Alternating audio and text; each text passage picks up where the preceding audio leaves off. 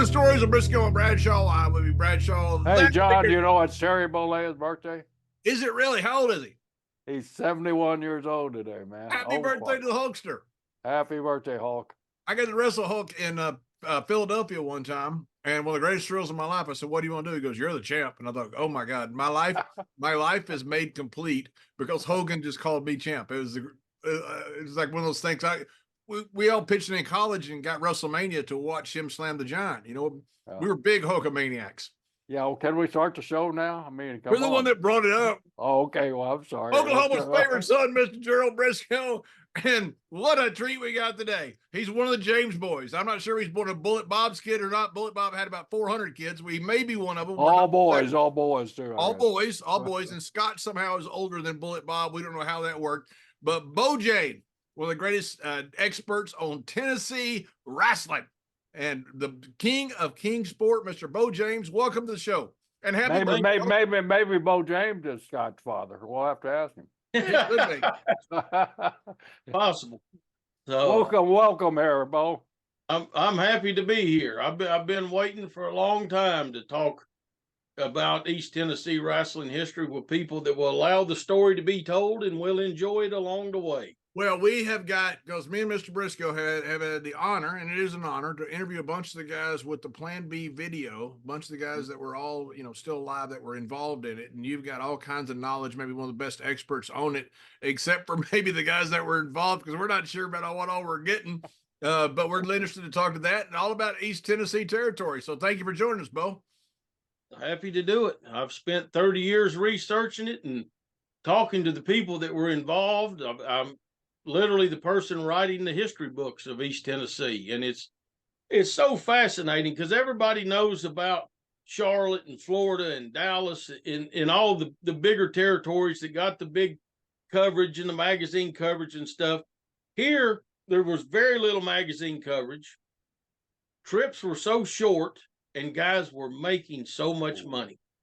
And we have letters from 1967 where guys had wrote to get booked out of the territory into other places when they were finishing up. And they said, look, this is our schedule and it has the mileage. This is what we made this week here. 1967, they were making over $400 a week. Wow. So you add that into the inflation calculator. Last time I did was a couple years ago. That's over $1,500 a week in today's money. And they went less than 350 miles a week. Amazing. Wow. Well, before we get in that Plan B and all this history, let's say you take us back because when in your career, I know Ronnie West, who one of my dearest friends, and he what a master he was in the ring, helping guys with their matches and everything. But take us back to Beau James and how you got interested in this business. Well, what made you want to get into this business before we get into marvelous history of Tennessee? I don't have any memories of any part of life where I wasn't a wrestling fan growing up. My love came from my grandparents who went to the weekly matches in Kingsport. Then my granddad got a job in York, Pennsylvania, and they moved up there and they used to go to the matches in Hershey and ride a train down to Baltimore and different things, see matches there. Then they came back here. My mom met my dad. My dad goes in the military. They go to Los Angeles. So my grandmother saw Gorgeous George live in Kingsport. She saw Bruno and Buddy Rogers early in Pennsylvania. And she was at the match in L.A. for John Tolos and Fred Blassie. Wow. Yeah. So that's how big of wrestling fans my family were. They all moved back here right before I was born. And when I was a little kid, I had two cousins that were involved in the wrestling business. Zach Murray, who refereed and worked over in Charlotte and Atlanta, different places. And then Melvin Johnson was married to a cousin of my dad's. So I used to see him on TV and everybody would say, that's your cousins right there.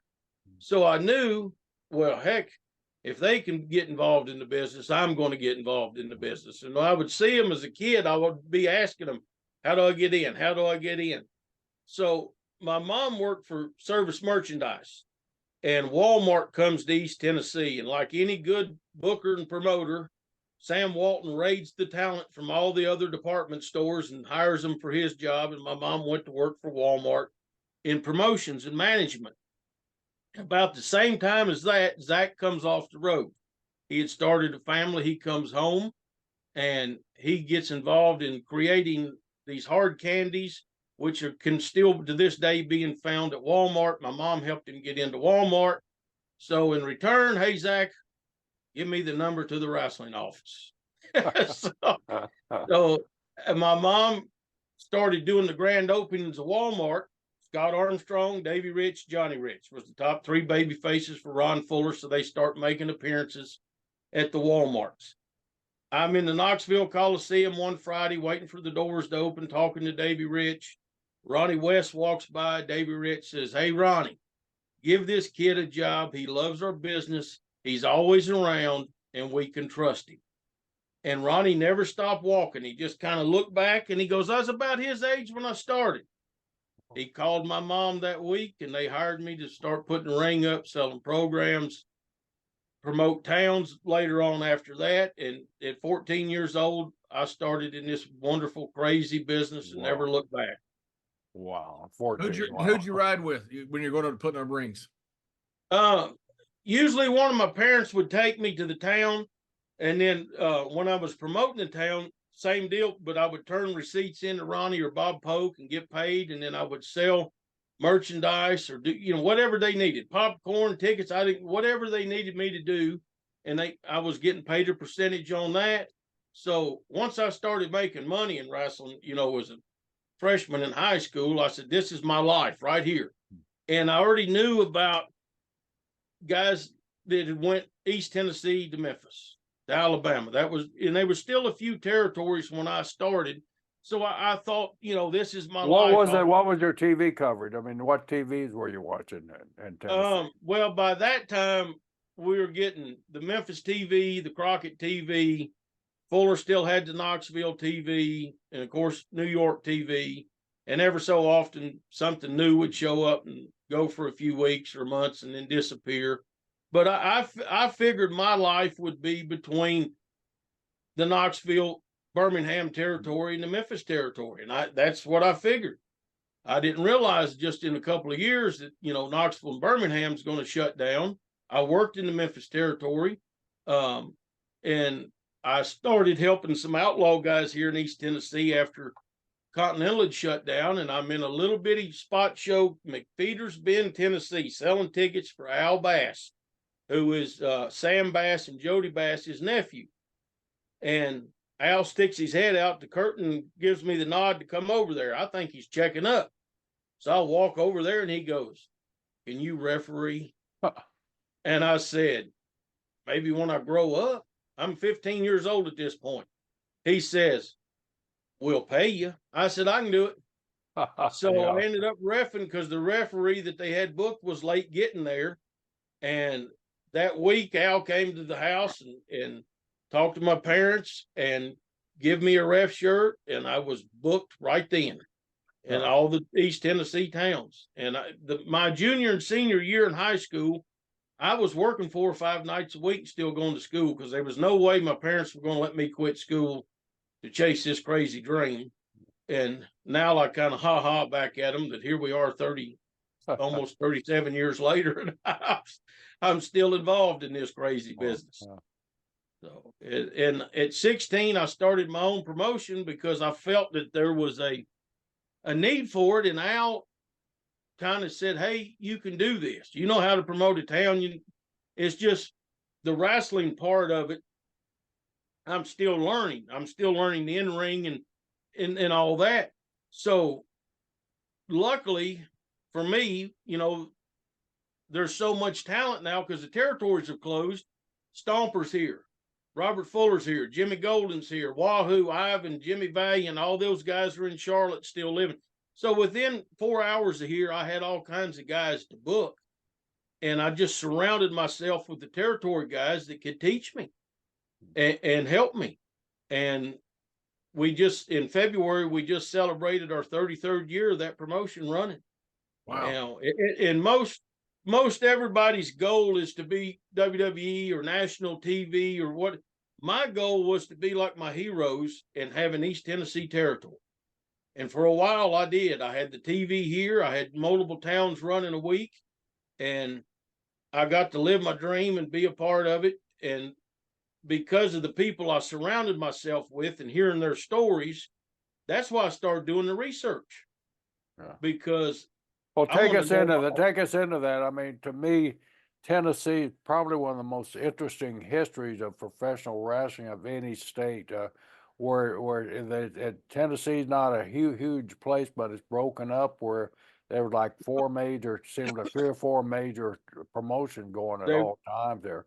But take us back, I understand around 1919 is the earliest you've been able to track it back to, and Kingsport, which Kingsport plays such an important role in all the wars, or 3 major wars that happened in Tennessee. Yeah. That the Kingsport is really that Kingsport and Knoxville are 2 of the most major players in all the wars. Why is that? I mean, what happened in Kingsport? What makes it so important? The big thing, Kingsport was not controlled by Roy Welch. And we got to get remind us. We got to get into the families there.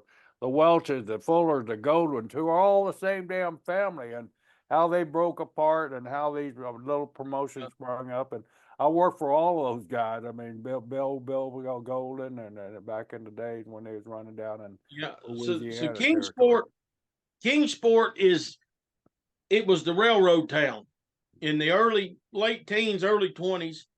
The railroad comes to town. It's known as the Magic City. It doubles in size in a year, and then it doubles again in a year. It's booming. It's a boom town. So they start bringing the wrestling events in here, and I'm sure they were here before that. We just don't have the newspapers and all that stuff to know for sure. So they're coming in. They're running in circus tents on Sullivan Street and Main Street there where they connect. They're running in the theaters in the winter months, and they're just maybe 3, 4, 5 times a year a wrestling event comes, but it's doing money. And so then in the 30s, Pete Moore, who owned Pete Moore Appliances and all the Tri-Cities, he says, I'm going to open up a booking office for entertainment, not just wrestling, but I'm going to do the circus and the carnival and, anything he could sell a ticket to. And he had a young salesman that was very good that worked for him by the name of Jim Crockett. Mm-hmm. And he says, I don't know anything about wrestling, but you know how to sell this. So we find the first mention of Jim Crockett in the 30s as the promoter for Kingsport. Wow. Jimmy does so well here. Mr. Crockett does so well. They need somebody in Charlotte. He's sent to Charlotte, and that's where Jim Crockett Promotions is born. No, the promoter there in Kingsport sent Jim to Charlotte. Yes. Why Charlotte? I mean, why not Raleigh? And because it's closer by, or Greensboro? They needed somebody in Charlotte, and what he did is when Jim got to Charlotte, he did just like he did here in the Tri-Cities. He got that city established. Then he started growing outwards. Then he got Greensboro, Winston-Salem, Asheville. But he had a bigger area there than he had here. And Crockett always considered this his. Right. Because he was the first full-time promoter in the Tri-Cities. So he always... Now, did Jimmy too, or this when you said Crockett always considered it? That was all through the family then, right? All through the family, because this is where they're from. Right. Jim Sr. and Jim Jr. both are buried 22 miles from where I'm sitting right now. Now, I read in your notes too that they had an uncle, Walter, that I didn't know that was in TV business that helped them establish their TV there. He was the first in radio, then television. He was the program director of WCYB Channel 5 out of Bristol, which is one of those 100,000 watt mega stations that covered 5, 6 states. But let's get through that before we get there. So Crockett leaves and goes to Charlotte. Pete Moore closes down because he don't have Jim Crockett to handle the wrestling. So in 38, Crockett comes back and connects the Tri-Cities to Charlotte. And he's sending guys over by train or Model A or whatever they're, driving at the time. But you can do it in less than 4 hours in a car now. But back then it was a miserable trip over the mountains, to get here. And the crew that he sent over here just hated it. They were living in a boarding house. So they've opened Bluefield up here, Tri-Cities here, Charlotte's over here. So he's trying to run a big territory very early on, but he's cut too thin and there's no television. Now, Beau, is this one of the first attempt to running like a multi-town territory? Yeah. It's, Hey, Beau, it's, Beau, let me ask you a question about it, because this so interests me, this era right before television. But how did these guys run these territories and keep up storylines from town to town when the communication isn't that great? Was it newspaper? That's the way they kept up with it? Newspapers, word of mouth, and window cards. You know, that's how they were promoting. And then radio comes along. My research shows like when the world champion would come to town, they would make sure he was on all the radio stations that afternoon so everybody could hear and know that he was in town. When Crockett leaves after a short time in 38, the Kazanas had already started Knoxville. John and George Kazana had came in the mid-30s to Knoxville. So they get the idea, let's take this guy that works for an office for us and send him to Kingsport, and let's try to open Kingsport. Well, they come up, they promote the town. The very first event that's supposed to be ran in Kingsport under the Kazanas, the guy that they trusted gets drunk on the way to the town, crashes the car, and all the wrestlers are in the car together, and the newspaper reports it the next day. So they exposed the business right out of the gate. So he gets fired and sent on his way, and then So Hacksaw and the Sheik weren't exactly the first. So they waited like a year and they tried again. There's no TV.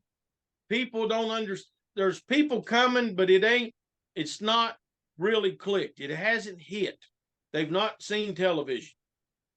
So they tried, it doesn't work. They got this big building downtown now, the Civic Auditorium, which is still standing. They've tried to open Johnson City, they've opened Bristol. It's just not working. So then World War II comes along, and towards the end of World War II, Mickey Barnes shows up in Kingsport. He comes from Amarillo. Mickey opens the territory, and there was something magical about Mickey Barnes because he starts printing money. Well, he's got two A's in his name. That's what. Two A's. He's a Greek, and he's buddies with the Kazanas. But he had worked for Roy Welch at other times. But here's another big thing about the Crockett's, because this all leads to the war and the Plan B. Charlotte is the same distance from here as Nashville. So anytime that they would get mad and the Nashville office would call and say, you're going to use this guy and you're going to pay him this, or we need this cut, or we need this, or we're going to come in, they go, oh yeah, we're calling Mr. Crockett. He was always behind them. Mickey Barnes, John Kazana, Ron Wright, everybody that followed had a great relationship with Mr. Crockett. And he loved them because they were at home for him. He would come over and visit. He'd come hang out and look at talent. He would take guys. So Mickey is not only booking people from Roy Welch's office in Nashville, he's also booking talent from Mr. Crockett. He's also booking talent from Atlanta. Mickey does junior heavyweights. That was the gimmick to this territory, the most exciting and fastest wrestling in the world, the junior heavyweights. And they're doing the business and they're doing well. And then in the 50s, they start, the TV's hit. So now he knows I need heavyweights. He brings Johnny Valentine in to defend the Atlanta version of the Southern title here in Kingsport. He creates his own tag titles. Thez is coming in. Rogers is coming in. Blassie, all the top stars of the day are coming in, and they've got that TV behind them. Still don't have local TV, but they're on the Dumont network, and people have seen it. Gorgeous George shattered all records. Mildred Burke was the first to draw 1,000 people in East Tennessee. Wow. Gorgeous George shattered that when he got here. because they had seen him on the TV. So, Hey, wait, that's an interesting stat. Mildred Burke, a woman wrestler, was the first to shatter 1,000 people. yeah, Amazing. That's pretty just cool. I think it was just the novelty in the press, the pictures and the write-ups about how strong she was and how athletic, and people went out of curiosity. And she So- challenged men too, right? I mean, Mildred was one of those old time tough women Yeah. workers. I mean, she could beat up most of the guys in the business. So about the time that Mickey establishes the territory here, there's the meeting in Waterloo, and the NWA is formed. So Mickey is a member of the National Wrestling Alliance. And in 1957 or 58, he sells the territory out of nowhere to Antone the Ripper Leon, who has a lawsuit against the National Wrestling Alliance. For what? For what? I never figured out what the lawsuit was about. He wanted to own a territory and be a top guy, and they wouldn't let him. So he said they have the monopoly. They've, it's all the antitrust, all that stuff. But Okay, he's so- leading. That's And that's one of the first antitrust suits against the NWA. Then, Yes. So Because one of the boys wanted to put himself over. yeah, yeah. Right. Imagine that. I'm Yeah. gonna buy a territory and I'm gonna and make become myself champion. the Yeah. I'm going to world be the champion. champion. Yeah. Yeah. So I don't know whose idea. Nobody knows who idea it was. Nobody knows exactly who was behind it. My guess, every member of the NWA, because there's letters that float around out there amongst all of us guys that research this stuff, where he would just write letters and cuss the promoters and threaten to kill them and everything else if he didn't get his way. And I'm suing you SOBs, and I'm, so they all hated him. They hated his guts. So somehow Mickey sells the territory. Well, he to had him to for have his own territory because nobody else is going to put him over. Yeah. Right. So he Now, buys. now, Ripper. I mean, Ripper had come down from the Northeast. Ripper was a pretty good Yeah. card up in the Northeast too. So But he just he- rubbed everybody the wrong way and wanted to be that top guy and wanted to be a champion. So Mickey sells him the territory for $8,000, which by inflation, because I just did this the other day, it's like $112,000 in today's money. So Mickey's taken care of. They said, Mickey, as long as he's in Kingsport, you're in Memphis, and you get 20 points in the Memphis operation. So Mickey's just sitting in Memphis collecting a paycheck every week, waiting on Antone Leon to go broke. So it takes about a year. Now, when Mickey leaves, Thez is here, Rogers is here, Blassie's here, all the top guys of the day. Blassie booked Kingsport 2 different runs. But when Antone Leon gets it, it's him against Ken Kenneth on top. It's guys that are old Carney days at show right. They can't get talent. So now, wait a minute. You can't. You add shows. I mean, our fans out there. Those are the Carney shows, right? yeah, the athletic shows where they would come into town, and that's how wrestling first started here Exactly. too. And they would say, "Challenge this guy," and they would have a guy go in the ring and wrestle a local, and the local almost beat him, and then people's betting money, and then they got up there. Here is a great historical fact. Paul Morton, Ricky Morton's dad, who was a tremendous referee for decades. Mhm. His first job in professional wrestling was he was the hammer at the At Show. Huh. He was behind the curtain with the ring set up in the corner. If they pushed the guy against the curtain, Paul Morton on the other side hit him in the head with a hammer, and then they could beat him. So that's how legit that happened, because I always heard that. I always thought it was one of those wrestling myths, That was Paul's first job. So Hey, and Roy Welch, the Fuller's grandfather, he made his name in a lot of that as well, right? yes, He would go in, from what we told, from the Fullers. We have both Fullers on. I love those two guys, two twin towers, both great talkers and great guys. They would tell us, he'd go in there, he'd arm wrestle somebody in a bar and he'd lose. He'd do something else, he'd lose. Then he'd challenge them to wrestle, and everybody they're going to kill him. That was the original Dutch Mantell that would do that. He'd go in, put the money up. I can outrun anybody. I can outrun, and then he would leave with all the money. But see, there's no mass communication. You could go 25 minutes down the road and do the same thing in the same day. Nobody knew.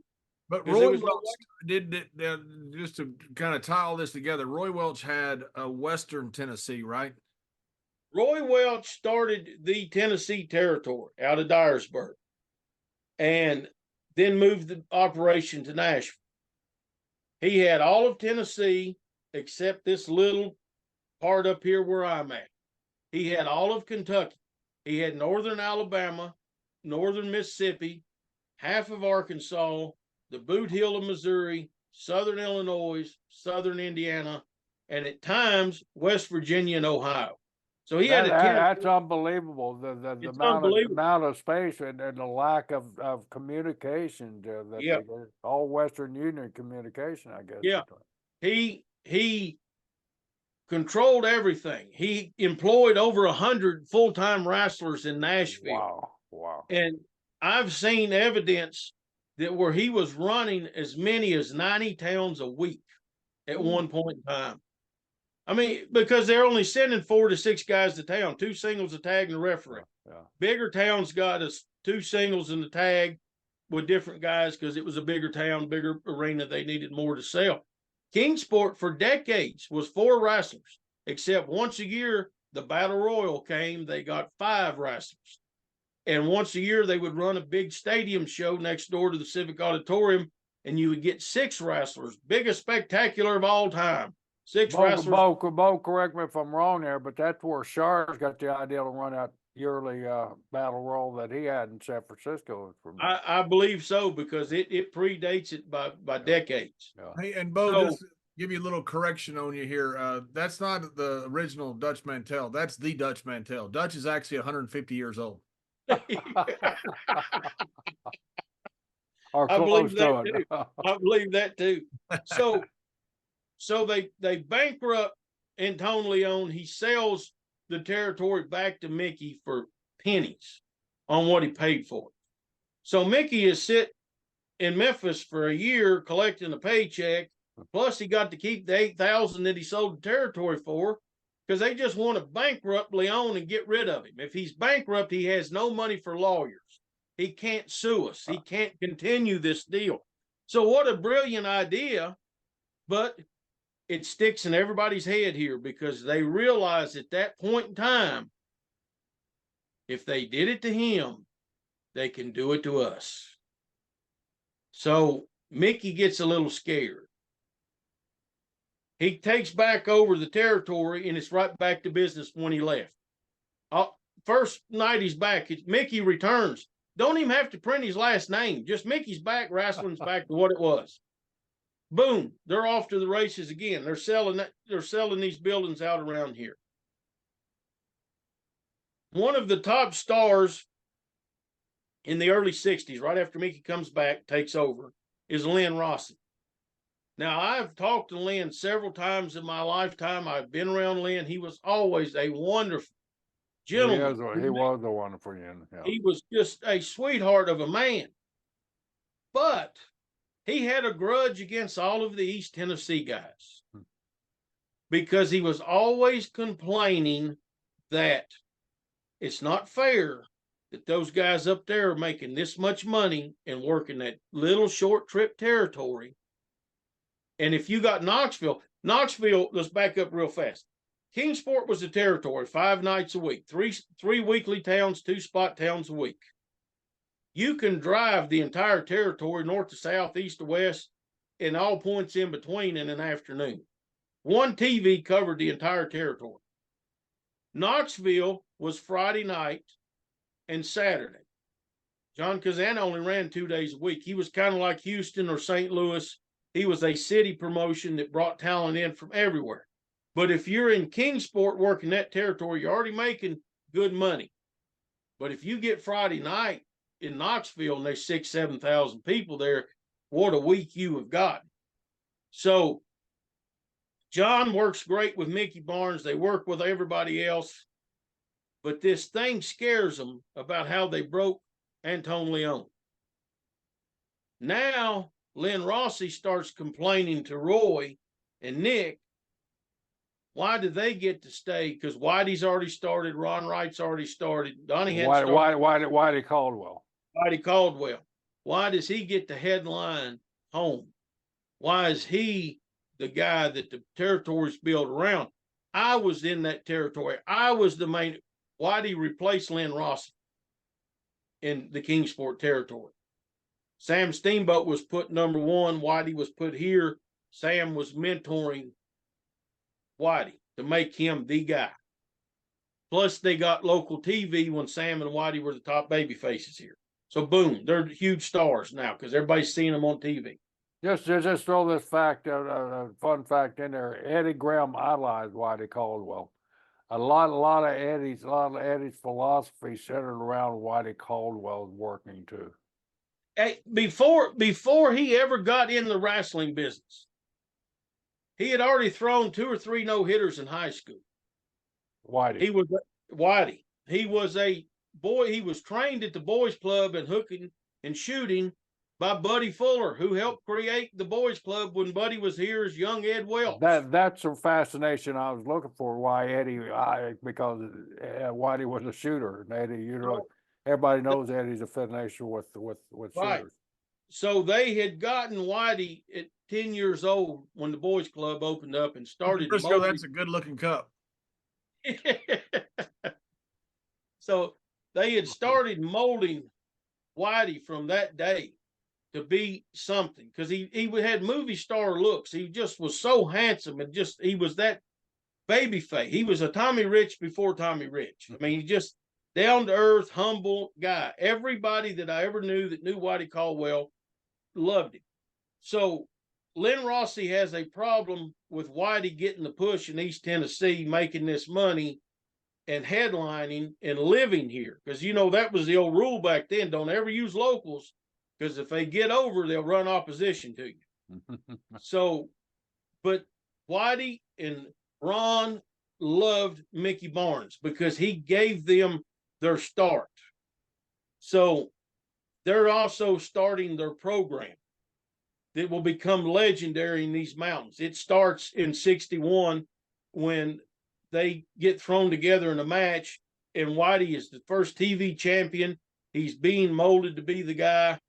He wrestles Ron, Ron is a substitute. Ron had been a referee and a TV guy. Now he gets his opportunity to have a match in the Civic Auditorium against Whitey Caldwell.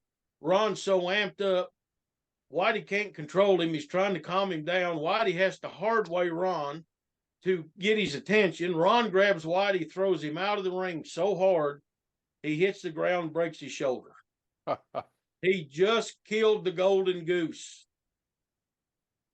The next week, they try to make Ron back as the referee, but he's got so much heat on him, he can't. They send Ron to Pittsburgh to learn how to be a heel. He goes up there and works for a few weeks. They send him to Washington, D.C. to work for a little bit. They send him to Baltimore. Then they bring him back, and he's starting to get the run. Whitey comes back a year after the shoulder injury. They think, okay, we'll give Whitey his win back, and Ron will go back to being the referee. No, it don't work. So it's took off. They're now the careers and the feud of Ron and Whitey has started. Lynn Rossi is mad about it. He gets in Roy Welch's ear about Roy, and nobody is sure exactly what the agreement was with Roy and Mickey. They had some kind of agreement, but at times there was no Nashville talent here. So it wasn't a straight up Nashville office. Mickey was a standalone owner. But Roy shows up to Kingsport, and he's mad because he has been told that he is not getting his percentage and he is not being paid what is rightfully his. So him and Mickey Barnes have a deal behind the building in Kingsport where Roy took his thumb and stuck it in his throat and held him there and, just told him how it's going to be and started flipping him like this in the eye and blacked his eye and he leaves town. So Mickey's still running. In February of 63, as the story goes, it's been told by me to people that I believe, and I asked Ron Fuller about it. I said, Ron, do you know this story? He goes, I've never heard that story, but I believe it to be true. So Lester Welch shows up in Kingsport with George Grant, and they go to Mickey Barnes. By this point, Mickey is promoting Dick Clark's American I Band. got to ask you a question here. This George Grant, is he the guy that was gorgeous George Grant in the ring? Yes. Wow, I didn't know. I traveled the road with him. I always thought he was one of those old time bullshitters. He'd start telling me stories about Whitey Caldwell and Mickey Barnes. Yeah. You some guys, and George, I mean, he was always a Bible thumper too. Not that there's anything wrong with that, but you didn't know where his stories ended and the fiction started there. When I saw his name, I said, "That's a quite. I got to find out if that was gorgeous George." So you're saying the Bible thumping took you into the part where you're like, I don't believe anything he said. Exactly. I didn't believe a word he said after a while. And I got a story I could tell, but I don't want to tell it on the air because it'll give me all kinds of heat. I've heard several about him, and I've heard about his faith and everything years later. But everything I'm getting ready to tell you makes me doubt that very much so. Well, tell me. So they come to town and they go to Mickey's hotel. Mickey is bought into a hotel. He owns a restaurant. He is the promoter of this part of the world, promoting everything from the Harlem Globetrotters. He brought Elvis here the first time. And they go in the office and they said, you can keep everything but the wrestling. It now belongs to us. If you don't give it to us, we have 5 men that are going to go to the police and say you offered them money for sex, which would have killed Mickey in every business. That's some of the story I was going to tell too. Yeah, really? There we go. So you believe this story, Jerry? Pardon? So you believe this story? I believe in it now, yeah. So they take over. I was told that story over the years by 2 people that I truly trust and believe that's helped me do all of this, who were there and lived it at that time. Here's the biggest evidence of why I believe it. Whitey loved Mickey Barnes. He became a wealthy man because of Mickey Barnes. His oldest child is named Mickey. When Lester takes over, Whitey doesn't wrestle for a year. He refuses to wrestle for Lester Welch and George Grant. And he is the golden goose. He is the man that is everybody's coming to see. And Ron goes to work for Lester, and it works good for Ron Wright because Lester's the first one really to push Ron, and he brought Hodge in to work with him. He brought Thez in to work with him. He brought all these top guys to work with Ron Wright, and this is where the legend really starts to grow of Ron Wright. So they take over in March of 63. In September of 67, Lester's gone. George Grant is still here. George Grant is in debt to the TV station, the city of Kingsport for the building, other buildings, the boys, everybody else. So he keeps telling them, we have this sold event. We've got a sold deal in Pennington Gap. It's a big tobacco festival. We're going to just 45 miles north of here in Virginia. It's going to be big. The city's paying for it. I'm going to get caught up with everybody. Everybody's going to be taken care of.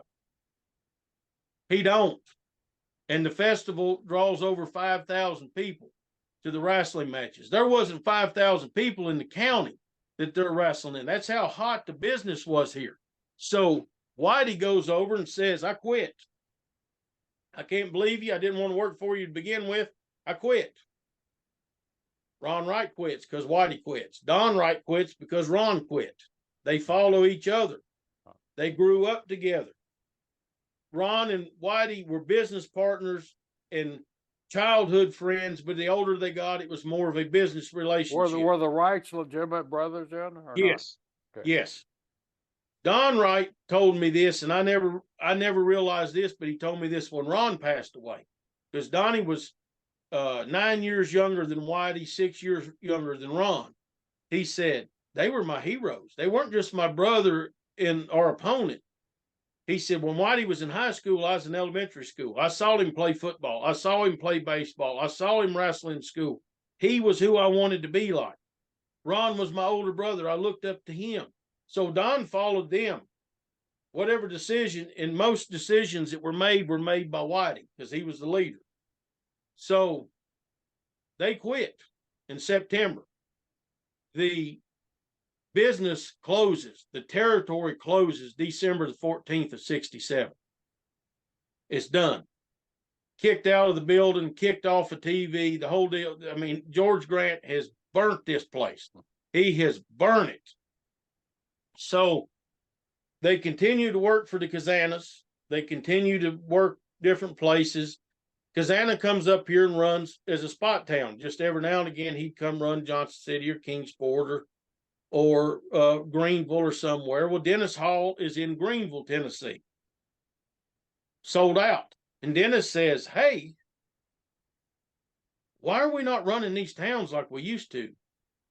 Nobody wants to. There's nobody running. Dennis could just open up and start running tomorrow. But Dennis don't want the heat from Nashville, so Dennis makes an agreement with Roy and Nick and pays them a price to open up the Tri-Cities.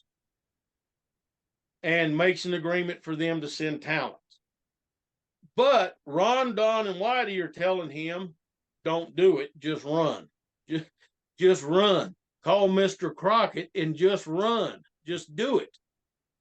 Dennis moves to Kingsport. They tell Dennis, when you get your phone turned on, don't have them as a wrestling office. Don't tell the people this. Don't tell anybody here that you're setting up a wrestling office, or no one will help you. So Dennis tells people he's come from Nashville working for the big entertainment office. I'm going to bring back the entertainment to this building and that building so people start helping him.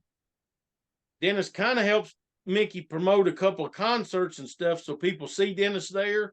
Then he can work his way back into opening the territory. So they open the territory up in June.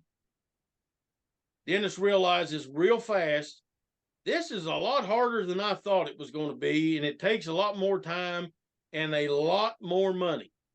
So second week of September, in the dressing room at the National Guard Armory, he walks over to Ron Wright and goes, give me whatever's in your pocket and you own the territory.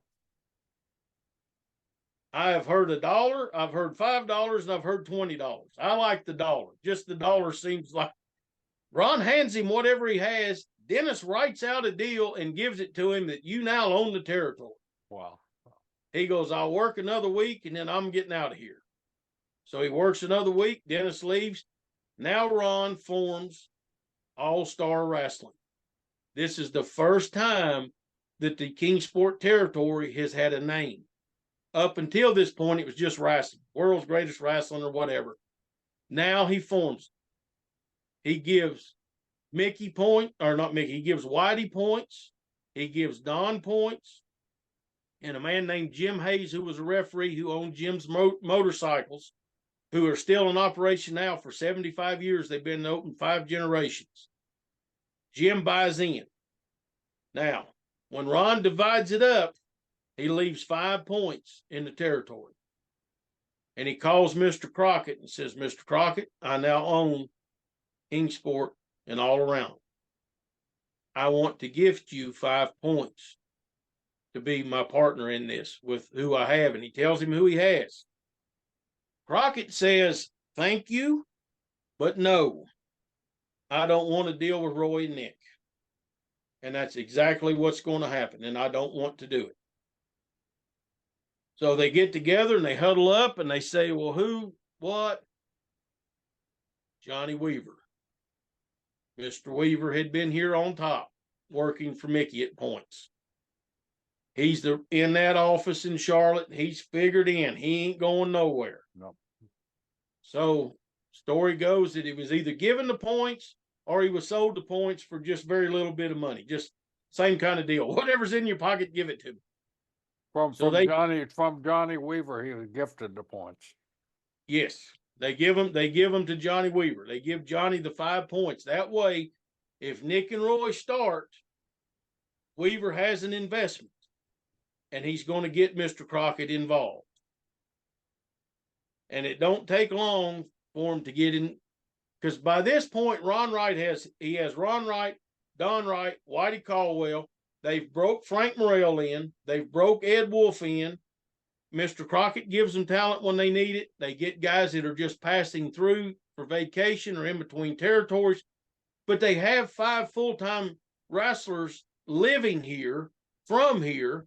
Plus, Rocky Smith has moved back, came off the road, and opened up a barbecue restaurant in Kingsport and is living here. So they got talent. They don't need Nick and Roy.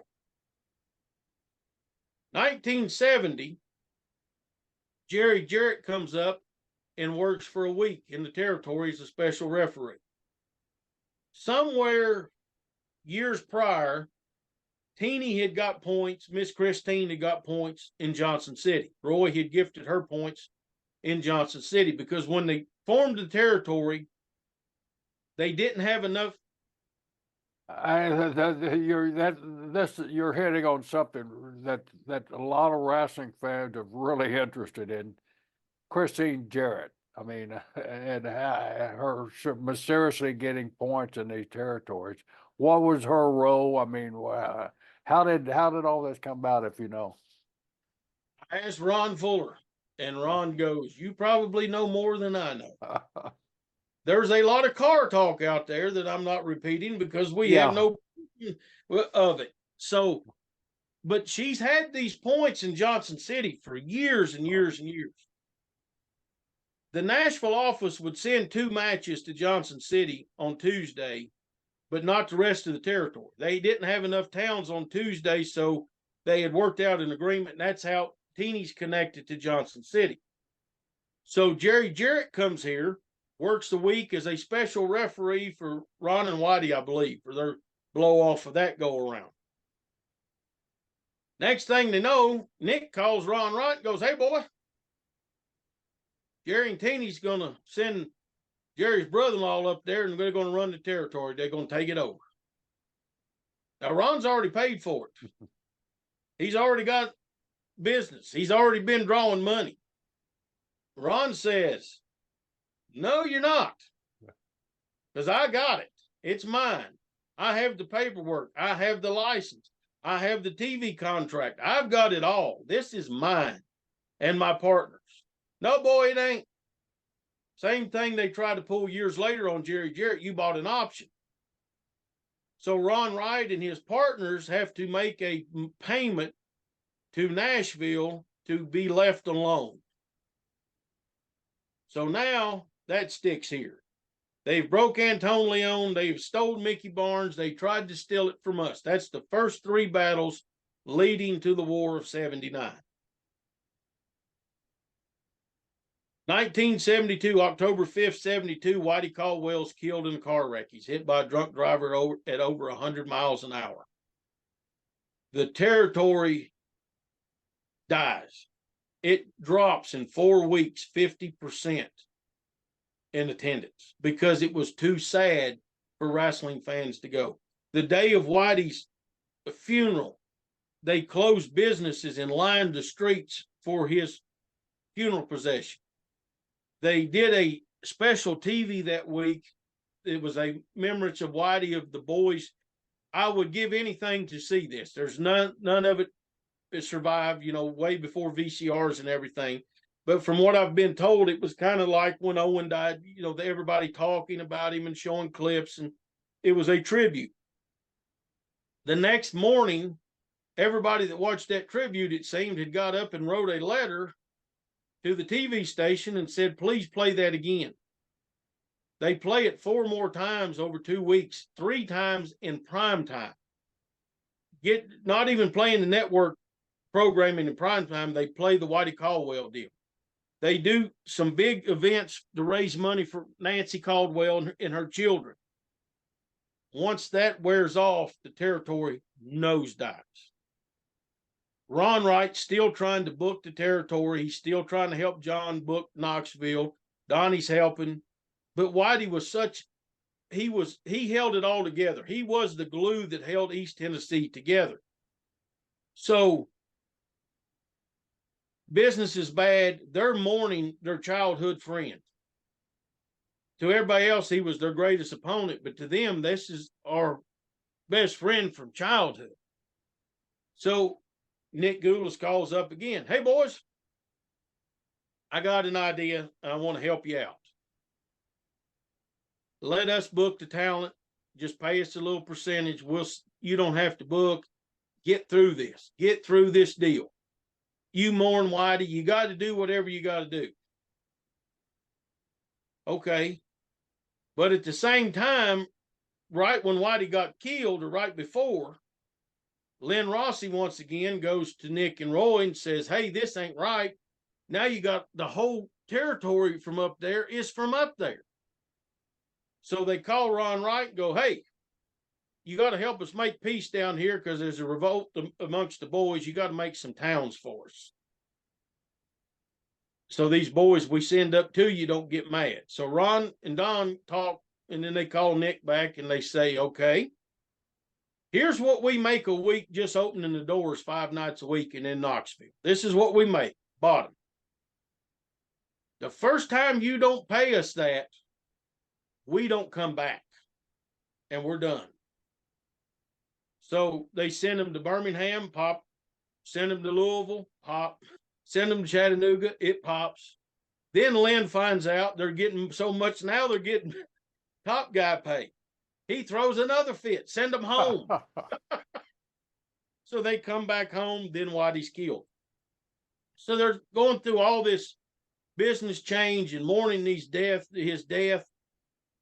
So they agree to let Nick take over and start booking the talent, sending it up here. And at first, everything's great. Ron don't have to worry about booking or writing TV or, he just got to make sure that the publicity's out and everything's taken care of, check up on the towns, do what he's got to do.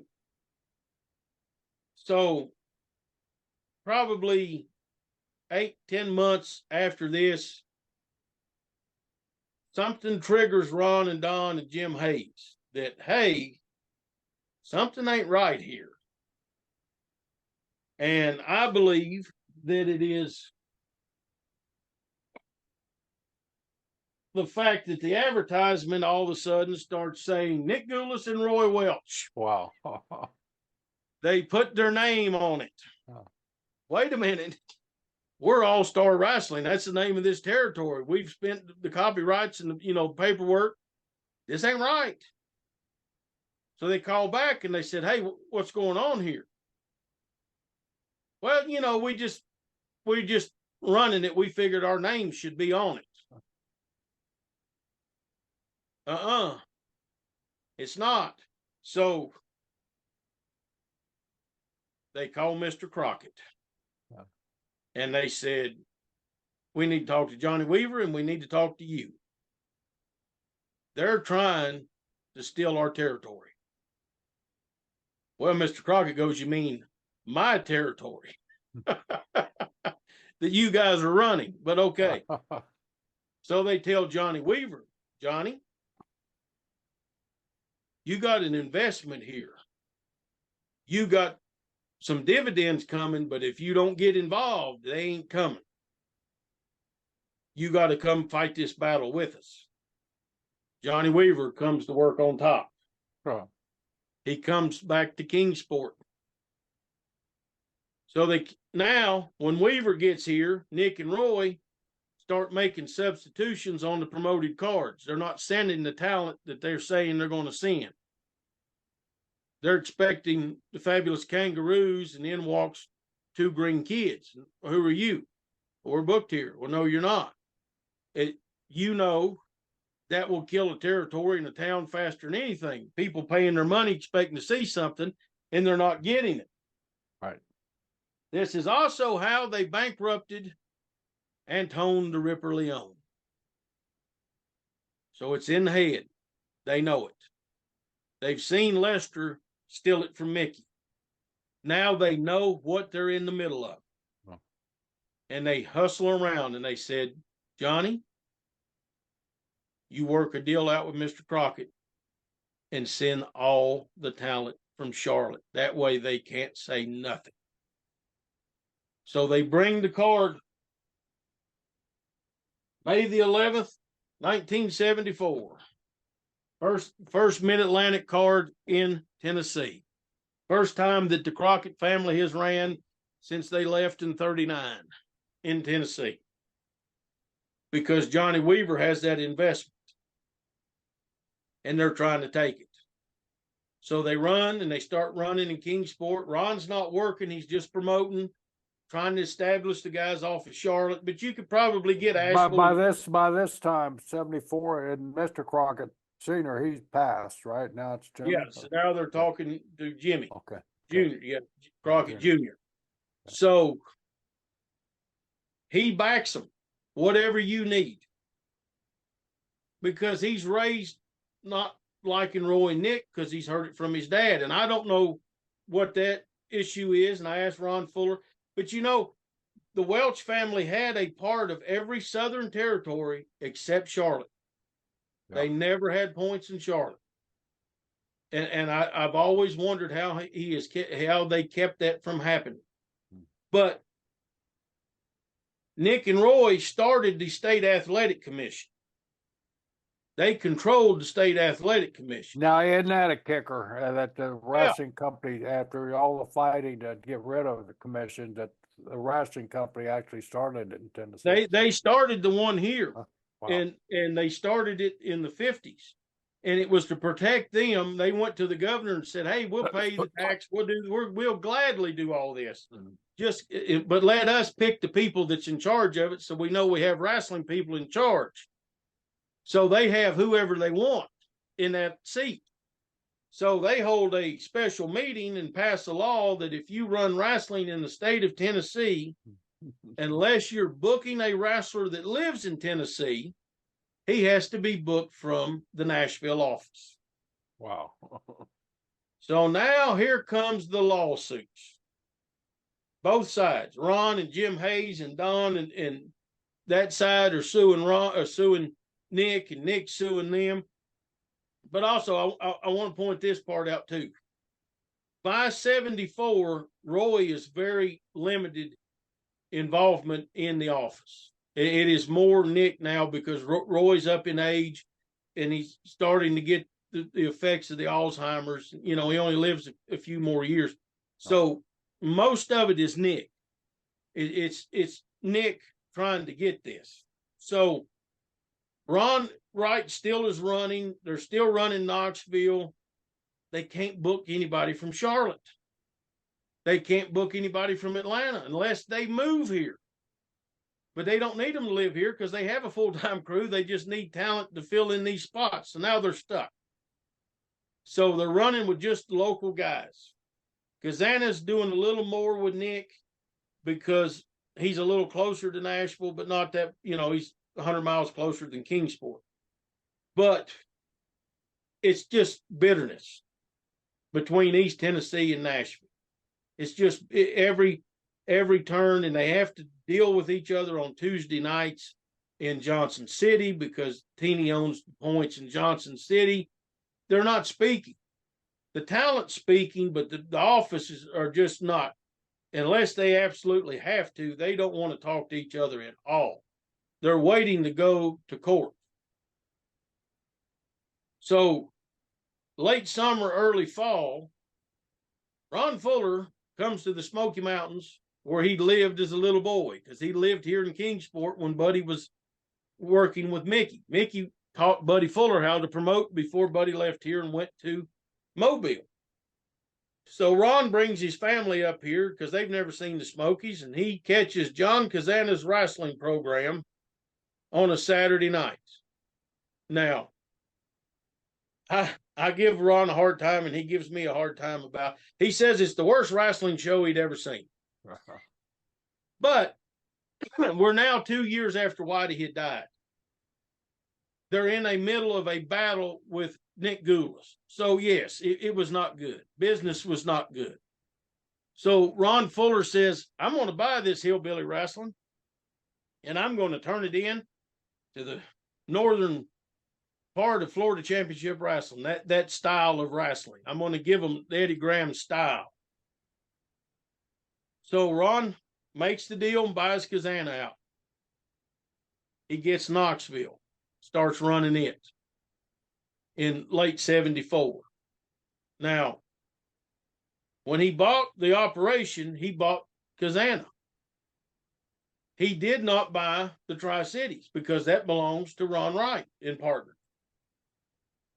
Nobody tells Ron Fuller who owns what.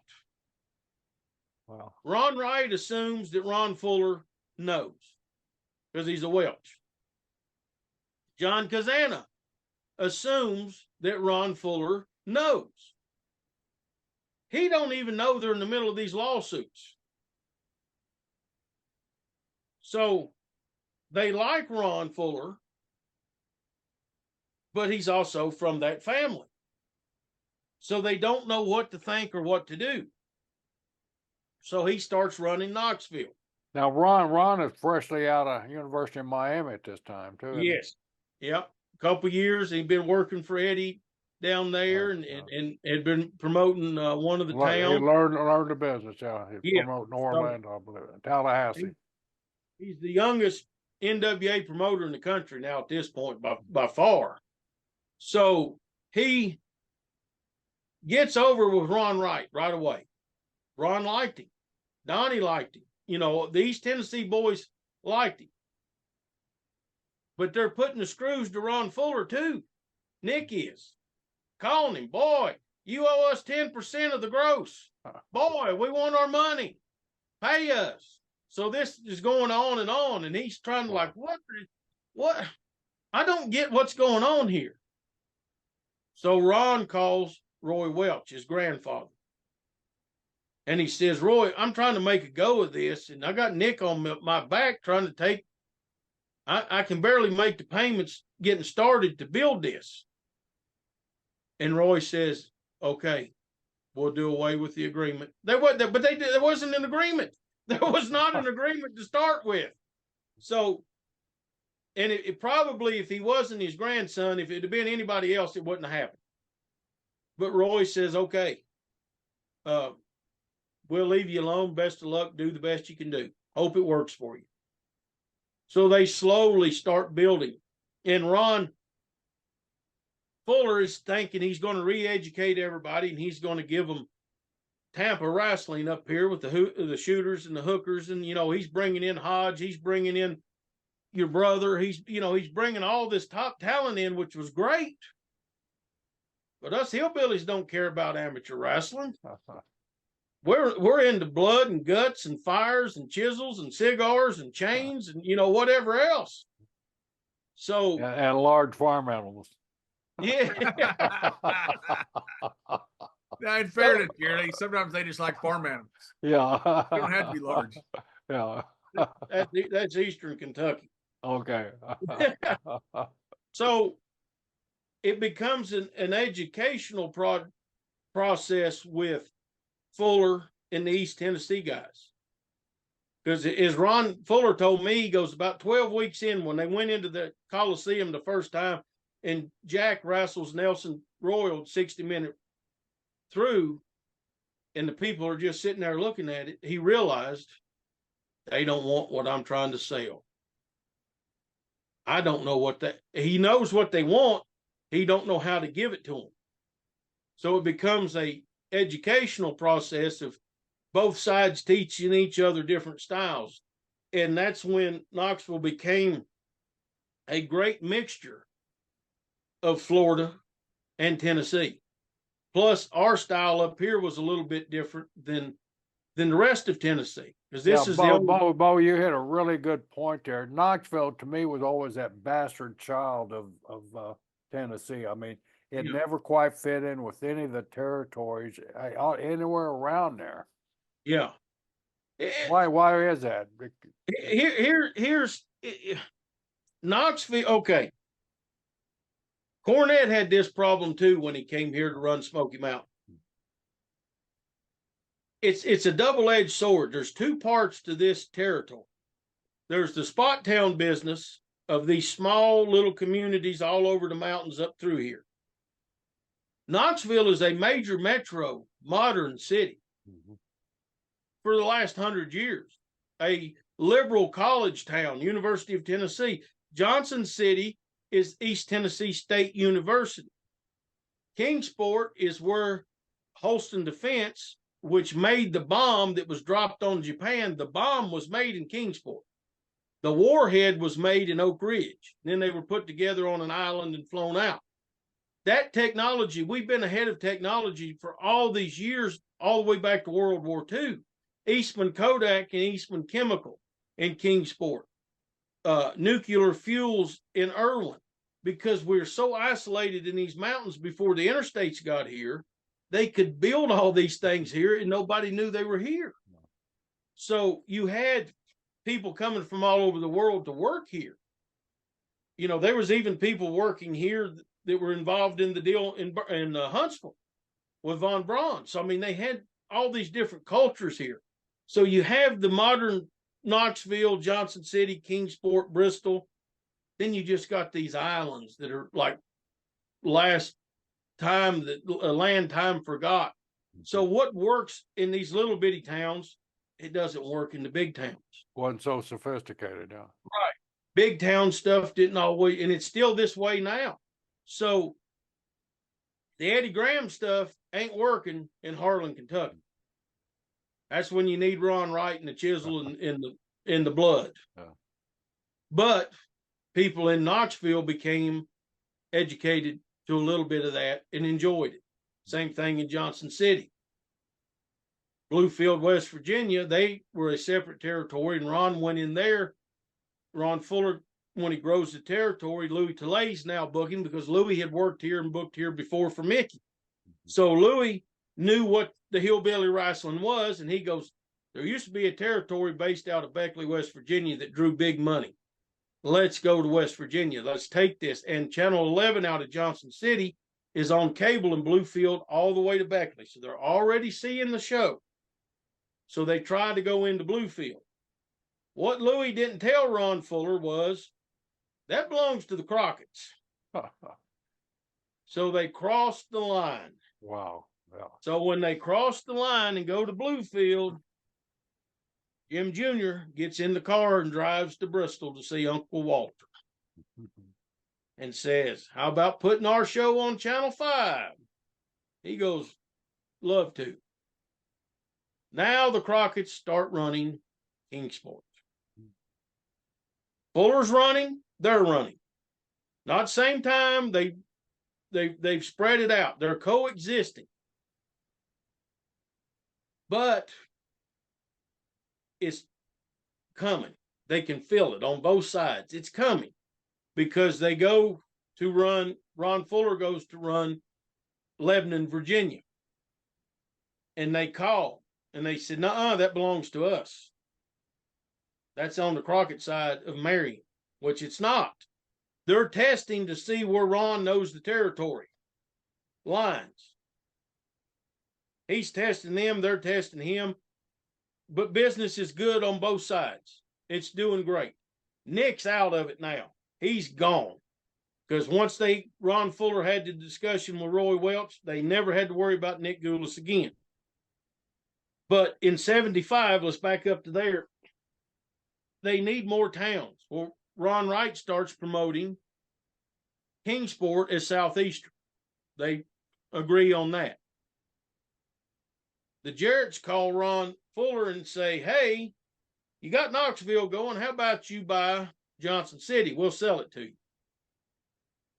It ain't theirs to sell. It's only certain points. It belongs to Ron Wright. So Ron Fuller tells Ron Wright, hey, I bought Johnson City. We're going to run that too. And he goes, well, I was already running that. Well, yeah, you was doing it with the Jarretts. Now I got it. Now Ron Wright's thinking, we've seen them bankrupt. We've seen them steal. We've seen this. He's one of them. No. He starts thinking, that's Roy's grandson, which is such a shame, because if they would have just sat down and talked one time about who owned what, none of this would have happened. And I asked Ron Wright many times, I said, do you regret? He goes, yeah, I regret it. I should have just talked to him. So there's the group that comes with Ron Fuller, Les Thatcher and Mac McMurray and all those guys that moved to Knoxville to open the Territory. They know Ron Fuller's side and they know that side. Then there's the guys from here that know Ron Wright's side. Nobody's talking because they're all scared of this war that they know is going to break out at any time. That's what they're worried about.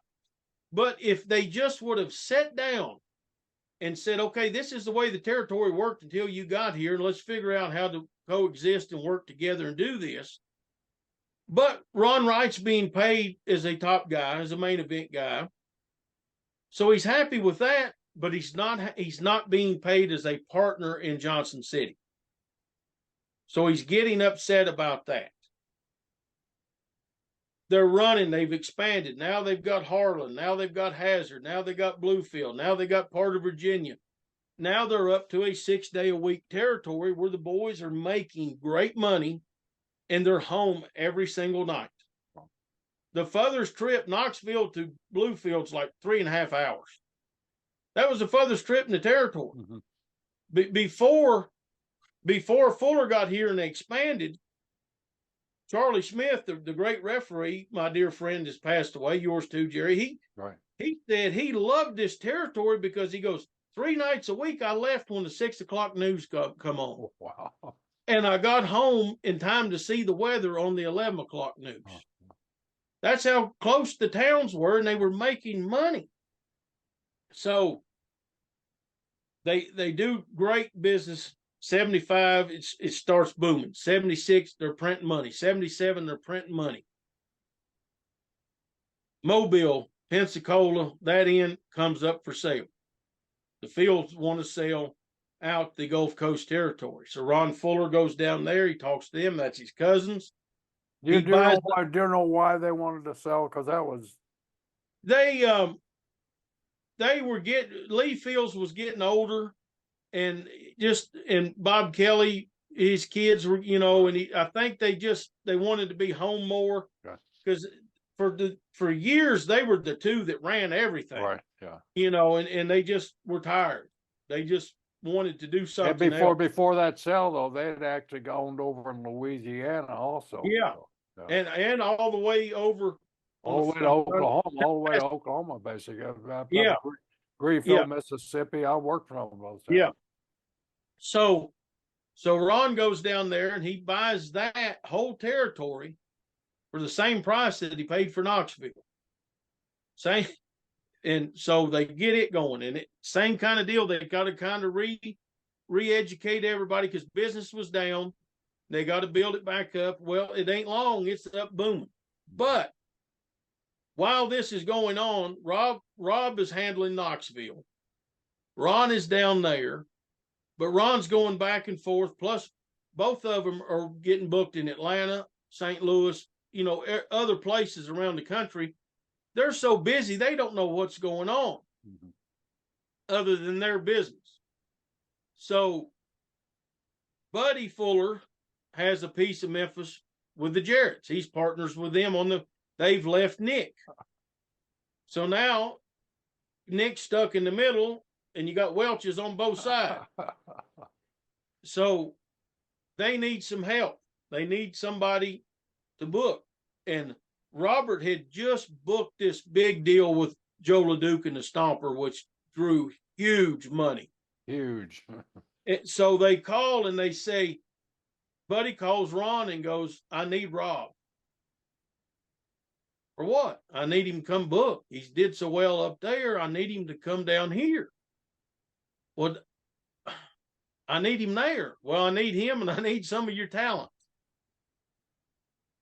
So they talk and they work it out. So Rob goes to Memphis and he takes 6 or 7 guys from Knoxville. So they got to replace those guys. They got to put a booker in Knoxville. They got Mobile going on. It's just they're everywhere. They're too thin. They spread themselves out too much. They have spread themselves out. But Ron Wright sitting here looking and going, wait a minute. I paid for this territory not once, but twice. Wow. Oh, wow. I've got it broke off in me at every turn. And I thought it was going to be different when Ron Fuller got here, but it ain't. I'm seeing it. But truthfully, it wasn't the same. There was just so much baggage from before that everything scared Ron and Don Wright and everybody else involved that were here before Ron got here, because they'd already fought the battles with the Jarretts and every. So now Robert's with Jarrett, it reassures Ron in his mind, Ron Wright, they were in on it. They weren't. But it's just that paranoia of the wrestling business. You know, everybody's a crook until proven innocent in this business. We all know that. You know, so Ron Wright gets the idea that, hey, I'm going to just break away, just split, let Ron keep Knoxville, but I'm going to take the Tri-Cities back. If I got to talk to Mr. Crockett, or if I just got to run myself, even if, no matter what, for my peace of mind as a man that's been ripped off twice, I've got to stand up for myself and do something. So he starts making the plans to restart Allstar Wrestling. During the process of Robert Fuller going to Memphis, they got to replace a booker. And they were thinking and who should done it, who should do it. And Ronnie Garvin's name came up. Garvin knows this audience. Garvin knows these towns. He knows this business, and he is over like Rover. So that's where they're starting to lean that Ronnie's going to book the territory. Now, if Ronnie would have booked the territory, we would have saved a whole lot of stuff. But Bob Roop comes in to be the booker. How did Bob Roop get in it? He calls Ron Fuller and says, hey, I hear you're looking for a booker, and I booked, and they started together. He was just finished up booking San Francisco, right? Yes. So he says, Ron trusts him. Ron Fuller trusts Bob because they broke in together under Eddie, same time. They're in the snake pit, trained together, did all that together. So he makes the decision, I'll put him in here. He doesn't know anything about what happened in San Francisco. Okay, that's what I was going to ask you. The allegations of San Francisco trying to take the territory from Shire. They don't know that. Buddy Fuller calls Ron and says, what are you doing? I need a booker. You took Rob. Watch him. You got to watch everything he does. But he never tells him what he did. Wow. So he doesn't know. That's his own dad not telling him. Yeah. Someone else, Kevin Sullivan. Ronald, what are you doing here, man? You got to watch. You got to see it. And I'm not in any way, shape, or form. I didn't start these projects to research this territory and write the books to hurt anyone. I didn't set out to go, I'm going to get this person right here, and I'm going to make this person look good, and I'm going to make this person. I just report what my research is and what I have. And I've spent 30 years on this. And I've had conversations with everybody involved except Bob Roop. And if Bob was watching, I would love to talk to you. I sent an email many years ago when I started doing this stuff, or in the process of this, someone give me his contact. And I explained who I was, what I was doing, and I've never heard nothing back. But so he comes in, and he's a quick plug. Yeah. You know, we interviewed Bob, and I watched a great interview with him, and he discusses a lot of Plan B and a lot of this, obviously from his perspective, which anybody who talks does it from their perspective. So there is that out there. You know, Same with Ronnie Garvin. We've had Ronnie Yeah. Garvin, Ron Fuller. We discussed this with all these guys. I mean, it's an amazing story, you know, and I've watched all of it, and I've had I talked to Ron Fuller on the phone for 2 hours Saturday. I talked to Ron a lot because Ron Fuller is just the most amazing thing, you know, when he talked to him about Plan B. I mean, he just was caught completely by surprise. It's just everybody was. We're getting to that. I know saving we're that for getting the there. Hey, magazine, John. let me ask you right quick. The allegations, just so people know, was that Bob tried to take the territory from Roy Shire. Is Yes. the allegation? Well, that's true or not, people can make up their own mind, but that's the allegation. Buddy Fuller knew that. Why would he not tell his own son the allegation? I don't know. Like Gerald brought up. Why it just seems strange to me that he tells his son, watch out for him, but he didn't tell him. My theory is he was running Memphis, and he thought if he didn't tell him something happened, he could go in and take over the territory again. Well, here's what I believe. I believe that Buddy and Jarrett are so involved in this war with Nick, they don't actually know the whole story. They've just been told by someone else that, hey, don't bring Roop in. So I don't believe, like now, I mean, we're sitting here hundreds or thousands of miles apart from each other talking on a phone, and people are watching us all around the world, hopefully. Back then, you couldn't pick up. I mean, you had to call an operator to call long distance. By the way, though, if they'd have picked up the phone and called the operator, call long distance, none of this would have happened. None of it. This is the worst. This is the worst communication I've ever heard. Lack of communication. That's right. The lack of communication is astonishing. It is unbelievable. When I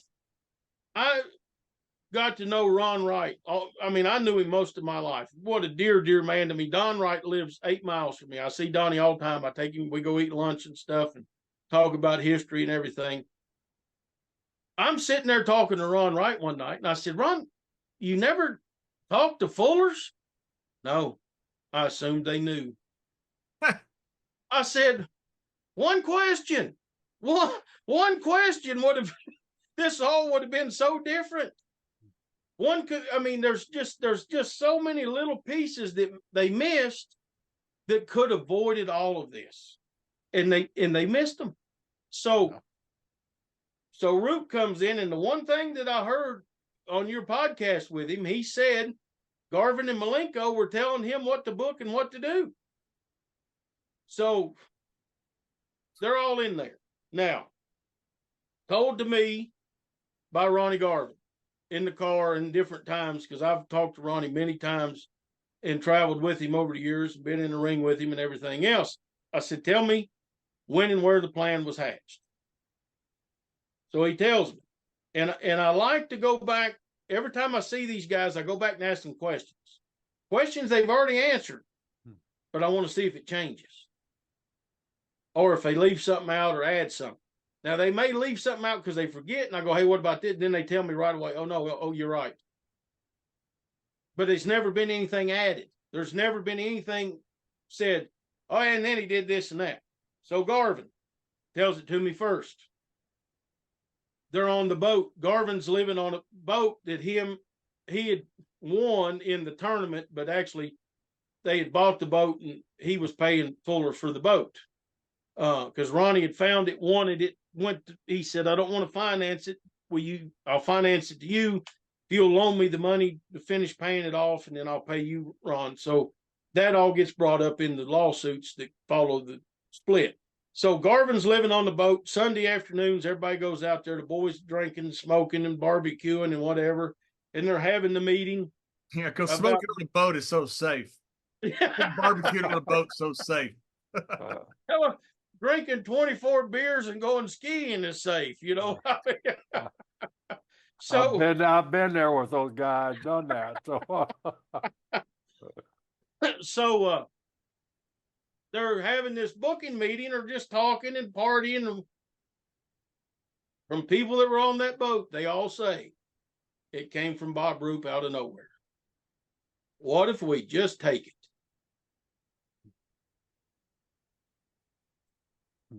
The light bulb, the greed. Now, Garvin was the first person to tell me we should have never did it. It hurt us so bad, and it hurt the business, and it just, it killed the territory. Yep. And We I've The seen territory, but it did really kill their careers. Yeah, for a few years, yeah, because I mean they couldn't get booked. Well, So Roop went to Atlanta right away, or to Watts, I believe it was. he went to Watts 2 years, 81. They're still, all of them are still here for at least 2 years. Okay. Working for the Poffos. So Garvin got hurt the most because he was on a $1,500 a week guarantee. Wow. And he said to me, and this will be in the book that's coming out next year, my conversation with Ronnie. He said, I never got that guarantee ever from Ron Fuller. And I said, really? He goes, I always got more. He goes, I'm stupid. Drunk, high, greedy, it hurt us bad. And in fairness, Garvin has said the same thing to us. And in a different interview that I saw, he said the exact same thing. Yeah. So Ron Wright somehow rooted. I don't know if Ron Wright couldn't remember if he had talked to Roop about how unhappy he was or whatever. The plan doesn't happen without Ron Wright. Because here's why. Ron Wright is to East Tennessee what Jerry Lawler is to West Tennessee, what Weaver was to Charlotte. Ron Wright could walk in any TV station and have TV like that. He could walk in any building and have a deal to run it like that. Because he's been doing it for so long. So he is the guy. But the original plan, Ron Wright wanted the Tri-Cities back. Now, okay, stop right there. The original plan, where folks were talking about that Plan A. The Plan A. Refresh their memories here. So the original plan was to go back to running it like 2 territories. But the talent where Ron Wright has this up here, they all can have Knoxville. And wherever else they want to go. Ron Wright don't want to go outside of the Tri-Cities. He's a family man. He's got kids at that point. He's happy. But I want back what I've paid twice for. That's what he's thinking. So Root gets in there, Garvin gets in there, Orton gets in there.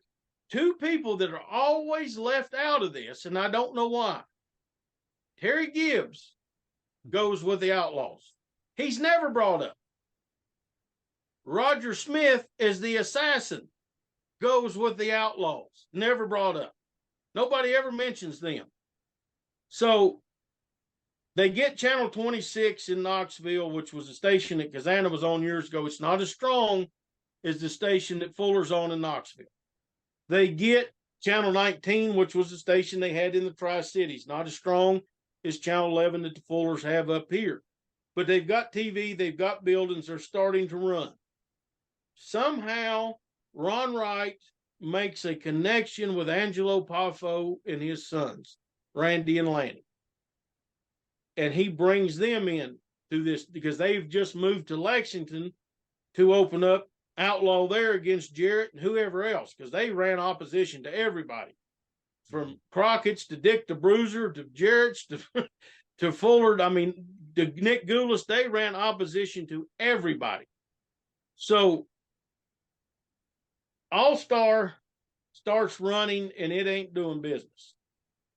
The newspapers are reporting real names and who's related to who owns what, who's suing who over a boat, who's suing who over a championship belt. So the wrestling fans go, let's turn it off. We thought this was these big, tough, mean men, and now they're all in court whining and crying. Orton, Garvin, Root, etc. go on TV every week. I challenge you, Ron Welch. You're really a Welch. I challenge you. I challenge your brother. Whoever they're pushing, they challenge him. I'll put $5,000 against a piece of fried chicken up against you. And they put it in the paper. And you're reading this stuff and you're going, this is the only one that ever made me laugh was Ronnie Garvin challenges Don Diamond $5,000 against his Barry Manilow album. And I don't know why, but that one popped me when I read that the first time. Garvin had a Barry Manilow album? No, the Don Diamond. No, Garvin was Don. putting the money up. Disco So- Don Diamond, we called him down here. He had a Yeah. Barry Manilow album. Yeah, that's the reason we called him Evidently Disco Don.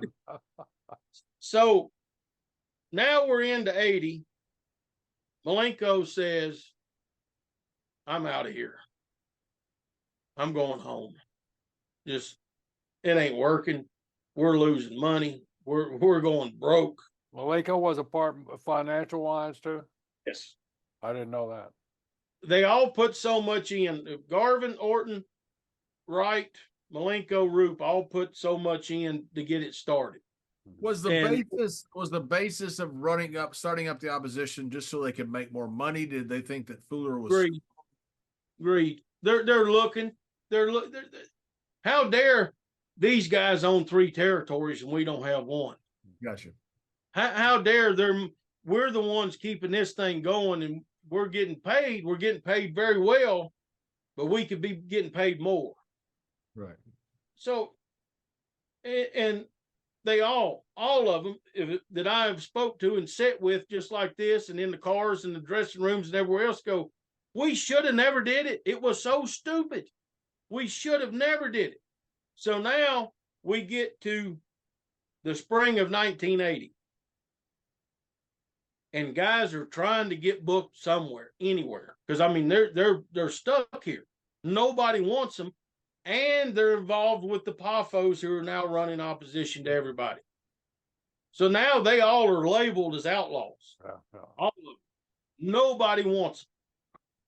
Watts was the first one to break it and bring some of the guys from here. And how that happened was they brought Ernie Ladd up to Lexington. And he saw some talent and took them back to Louisiana. But let's fast forward real fast. I'm going to tell you how I first heard of Plan B. I had a TV program here on the same station that Ron Wright was on I was on it for years. Program director is a wonderful man named Fred Phelan. And I walk in one day and Fred just happens to be standing there. And he goes, hey, come back here to my office for a minute. I want to talk to you about something. So I go back to the office and he goes, and I've been on the station for several months, maybe a year at this time, been around Fred. He goes, I started thinking about something the other night. And he goes, I don't know whatever happened. And I said, what is it? He starts telling me the Plan B video. He shot it. He was the cameraman at Channel 19 when they shot it. So he starts telling me the story of meeting there after midnight one night, after the news crew was gone and shooting this video. And I'm just in shock like everybody was when it came out 4 or 5 years ago. So the video at that time hadn't come out. He was pre-telling you about it. Right. Him telling me about it. So then he tells me that was only the first part. He goes, they shot the rest of it at my house 2 or 3 days later. And I go, what? Huh. How can it get any worse? Yeah. Hold on here. Wait. I said, what was said in the first part? I'm like, tell me that again. So he goes, oh, he says it was all a show and blah, blah, blah. You know everything they say.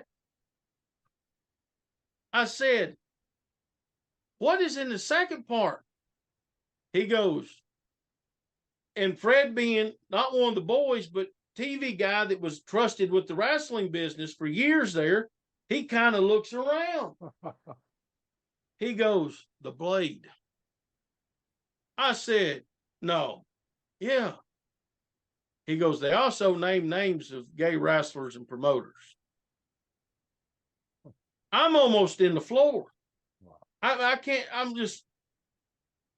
my head's exploding. And then he says they also covered payoffs and money and finances and what wrestlers really made and what they were saying they were making. I can't wait to get out of there to call Don Wright. Did he say why they did it or who they were holding it for? We're going to get to that in just a second. Okay, great. So I called Don Wright and I said, Donnie, I need to know about something. He goes, what is it? So I tell him. He goes, I've never seen it. Now, this is Ron's brother and tag partner. He's never seen it. He goes, I know of it. I've never seen it. So they didn't even trust Donnie to see it. But they told him about it. They told him. At the end of the tape, Ron Wright is sitting there in Fred Phelan's house, and he looks right at the camera and he says, Crockett, if you don't get involved, we're taking everybody down. Step in. Help us. Make peace. Because they're all broke. They've lost so much money trying to run. But while this is going on, while the war is happening in Knoxville and here, Crockett has became the wrestling in the Tri-Cities. Because remember, they went to Bluefield, so they put the TV on. So now they're running. So Crockett won the Knoxville War of 79. But the war doesn't end at Plan B. So anyways, I see Ron Wright. And I say, Ron, I said, let's have a conversation about something. And, you know, I've been told something. And he looks at me. I said, tell me about the video that you made with Fred Phelan. And the color left him. It left him. And he kind of sat back and looked at me. And he said, what do you know about it? I said, I know what the cameraman told me. That's why I'm asking you. I want to know. So this is mid-90s, mid-late 90s. Next time I see Ron Wright, he gives me a videotape. It is the Plan B video that is out there now. That's all that I have ever seen. But I have been told by other people, including the man that told me where it was shot and when it was shot and how. So I've had that tape. I think Cornette had a copy of it. Ron Wright gave a few people a copy. Tim Horner was one of the people that got a copy of it. Tim Horner gave it to a friend of mine named Brian Logan, and Brian put it on his streaming service. That's how the tape got out. That's ground zero there. So repeat that again. The chronology of how it got out on YouTube. Ron Wright gave Tim Horner a copy of it too. Tim Horner gave it to Brian Logan. Brian Logan put it on his streaming service. Somebody downloaded it off of that, put it on YouTube. We don't know who put it on YouTube. What streaming service was it? He had a wrestling streaming service for his showing stuff. So that tape was supposed to come out with the book next year. When the book is finally finished, that was the agreement I had with Ron Wright. So nobody was madder when they got up that morning and saw that thing on YouTube than me. So I'm like, but I'm glad now that it did get out, because it's made everybody talk about it, and everybody has an answer and has this and has that. Why do you think it's not as big as the three of us sitting here talking? I mean, because it's kind of even the average fan right now, you don't play Plan B. No, I don't know what about it. I think because it's already been exposed. And people don't know the whole story, know the whole history. You know, they don't know what we've been talking about here today. You know, so the first time that I see it, I'm in my home office here watching it, and I'm just in shock. I mean, this is my heroes, become my friends that entrusted me. Hey, boy, you don't ever say nothing back here about what goes on back here stays here. That's how I felt when I first saw Bobby Orton, Ronnie Garvin. I mean, and Malenko, a guy I really respected in this business. But Garvin and Orton, two guys I went up and down the road with that I'd trust my every secret I ever had with those guys. You know, it was a complete and total bluff to get Crockett involved Okay, they sent the tape to Crockett. Was there any response from Crockett? Did Barnett, did he talk to Barnett or? They sent it. Barnett has bought Knoxville from Fuller. The split happened the first week or second week of June of '79. Fuller says, "The heck with this! I'm printing money at the Gulf. We're going to the Gulf," and he sells it to Barnett November 12th, '79. Right. Barnett sells it the following summer to Flair and Mulligan, backed by Crockett for talent. So they don't know that Barnett is in the process of selling to Crockett when they send it to Crockett, trying to get help. So Crockett doesn't respond. He doesn't make a phone call. He don't send it back. He doesn't anything. Johnny Weaver had to know. He was involved during the battles leading up to this, and in that office with Crockett, Weaver had to know. I don't know who else knew in that office. Nobody does. Nobody. So we get to June of '80, and they're broke. And we got to get something going here. We got to do something. Ron Wright, has everything in his name. It's in his name. It's in Allstar. He says, we're shutting down. We're going to shut down. But the Poffos have already come in here working for them, and they say, we've got something that we can do here. Because they don't have to have the payroll that a Territory had to have, with the top guys. They're not paying as much as other people. So here's where the war continues that nobody even talks about, knows about, I don't think. The war continues for 2 more years, but now it is the Crockett's against the Poffos for Johnson City and Kingsport. Because here's what they make a huge mistake when they buy Knoxville. When Flair and Mulligan buy Knoxville, Jim Crockett says, take the TV off Channel 11, which is the Johnson City station, put it on the Bristol station. Uncle Walter will take it. Go talk to him. So he has the Mid-Atlantic show Saturdays at 1 o'clock. He takes their show, puts it on Sundays at 1 o'clock. So he's got both shows on CYB. What they did is they opened up Channel 11 for the Poffos to get on. And they went right in there and got that spot that everybody had been watching for years and years leading into it. Just you turn it on one week and there's ICW wrestling. And they get Tuesday nights at the rec center because they have the TV. So now Flair Mulligan's running Freedom Hall, the big arena in town. They're same night, Tuesday night, they're going head to head. And I've had a few people when I've posted about this online, they go, who won? Who was doing better?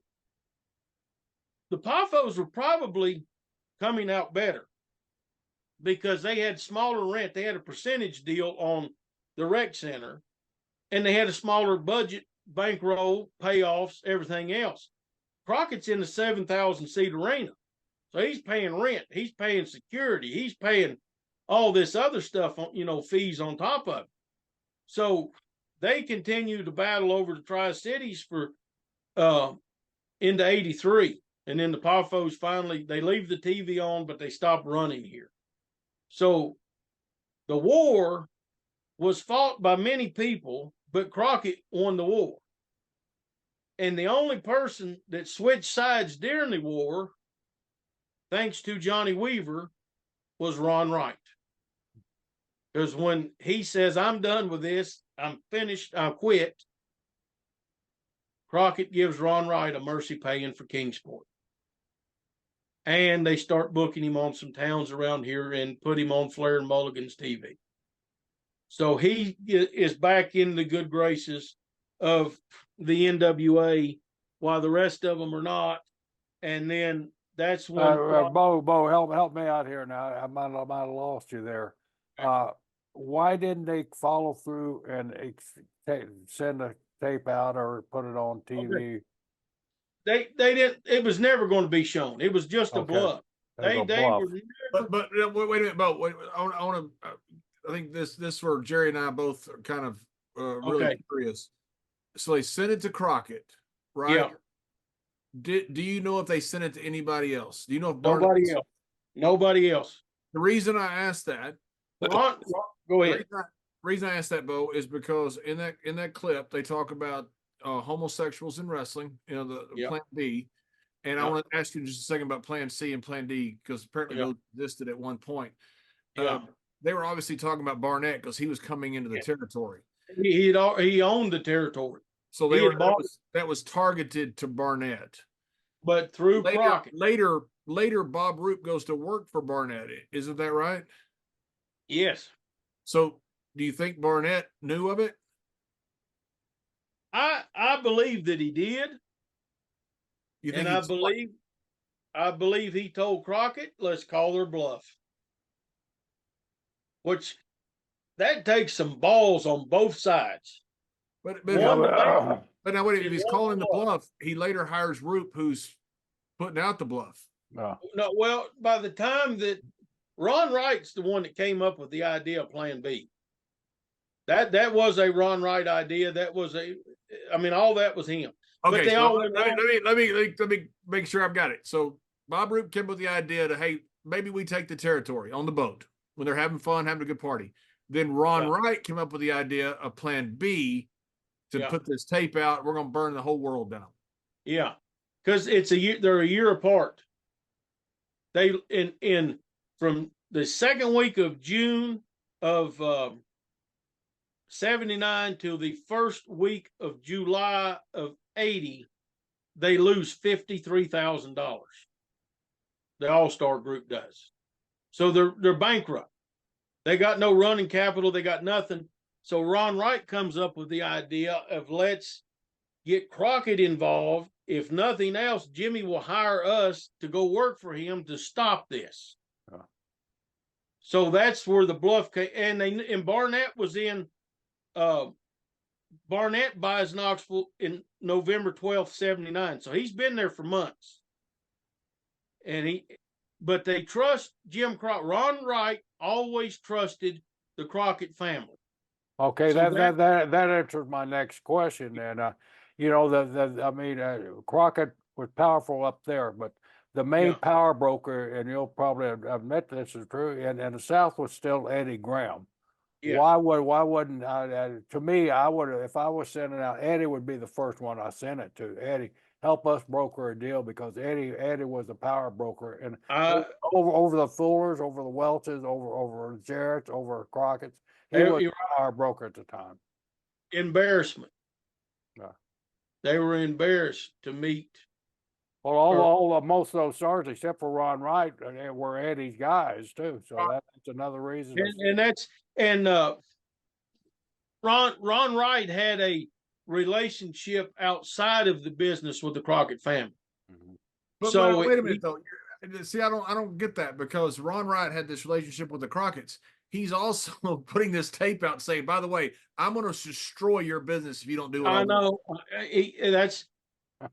So let me explain where the tapes went, and then I'll come back to that, because that is really good with this. So a year or two ago, I get a phone call from a TV show that covers wrestling and all the dirt in the wrestling business. Buys TV, probably. Yes. So they start asking me questions about different things, and this comes up. And I said, what do you want to know? I'll tell you.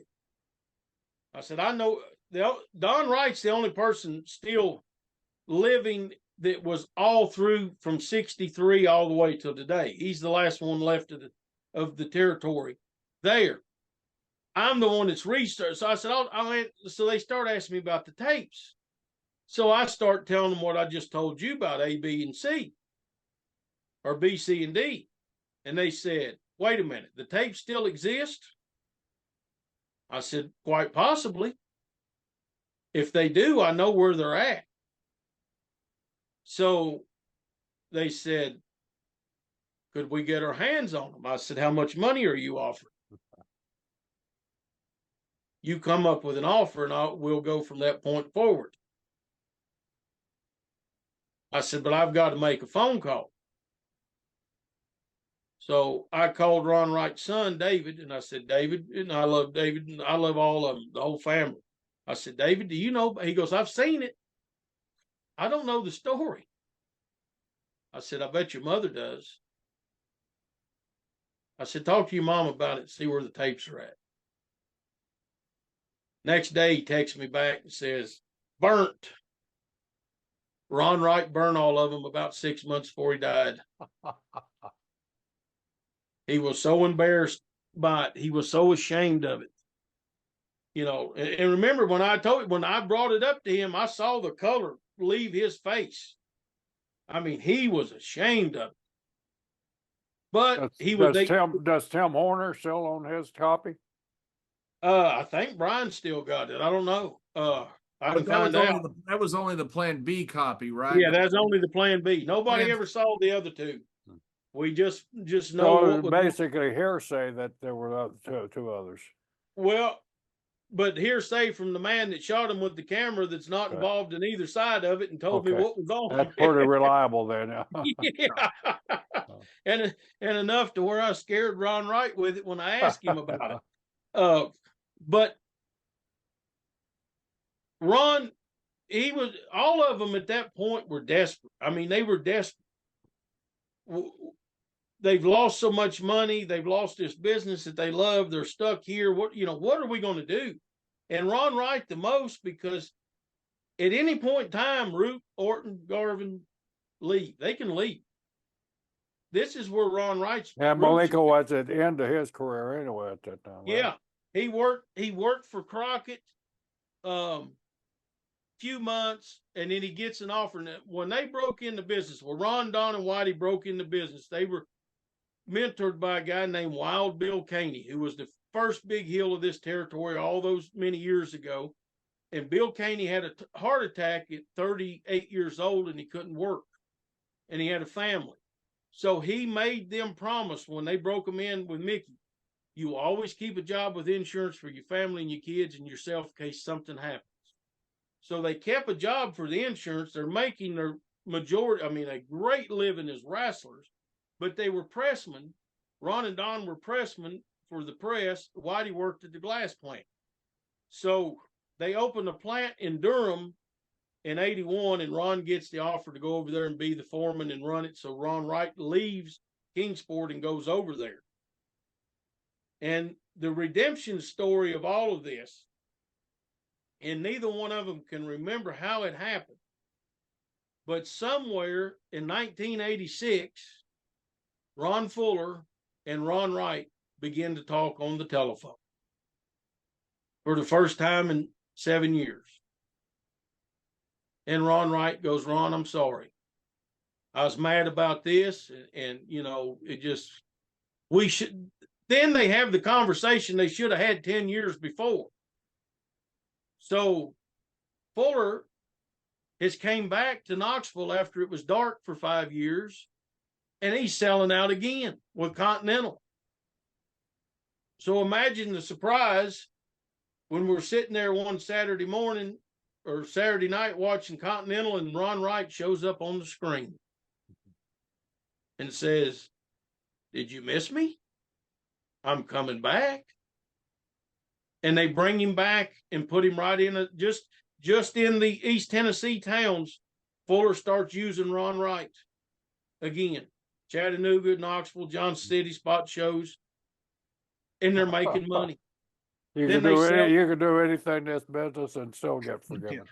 Oh, you know what's amazing about this is, and I've talked to a lot of different groups about it. So has Mr. Brisco about, you guys need to cover this Plan B in this Knoxville war.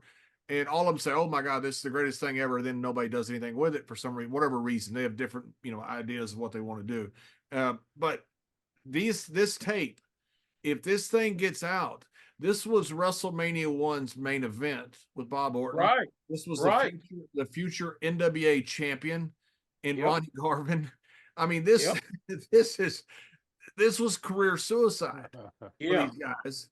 If it gets out, and it doesn't get out, and it stays hidden in a business that no secret stays hidden in for 20 years. I mean, this is an incredible story. I had I had my copy. I still have my copy. It's in there in my video room. I had it for over 25 years.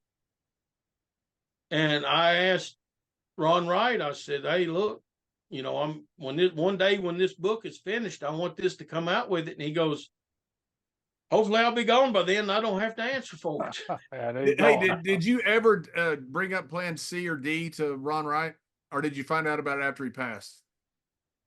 No, I knew about him when I knew about Plan B. Ron Wright says they were shot. Wow.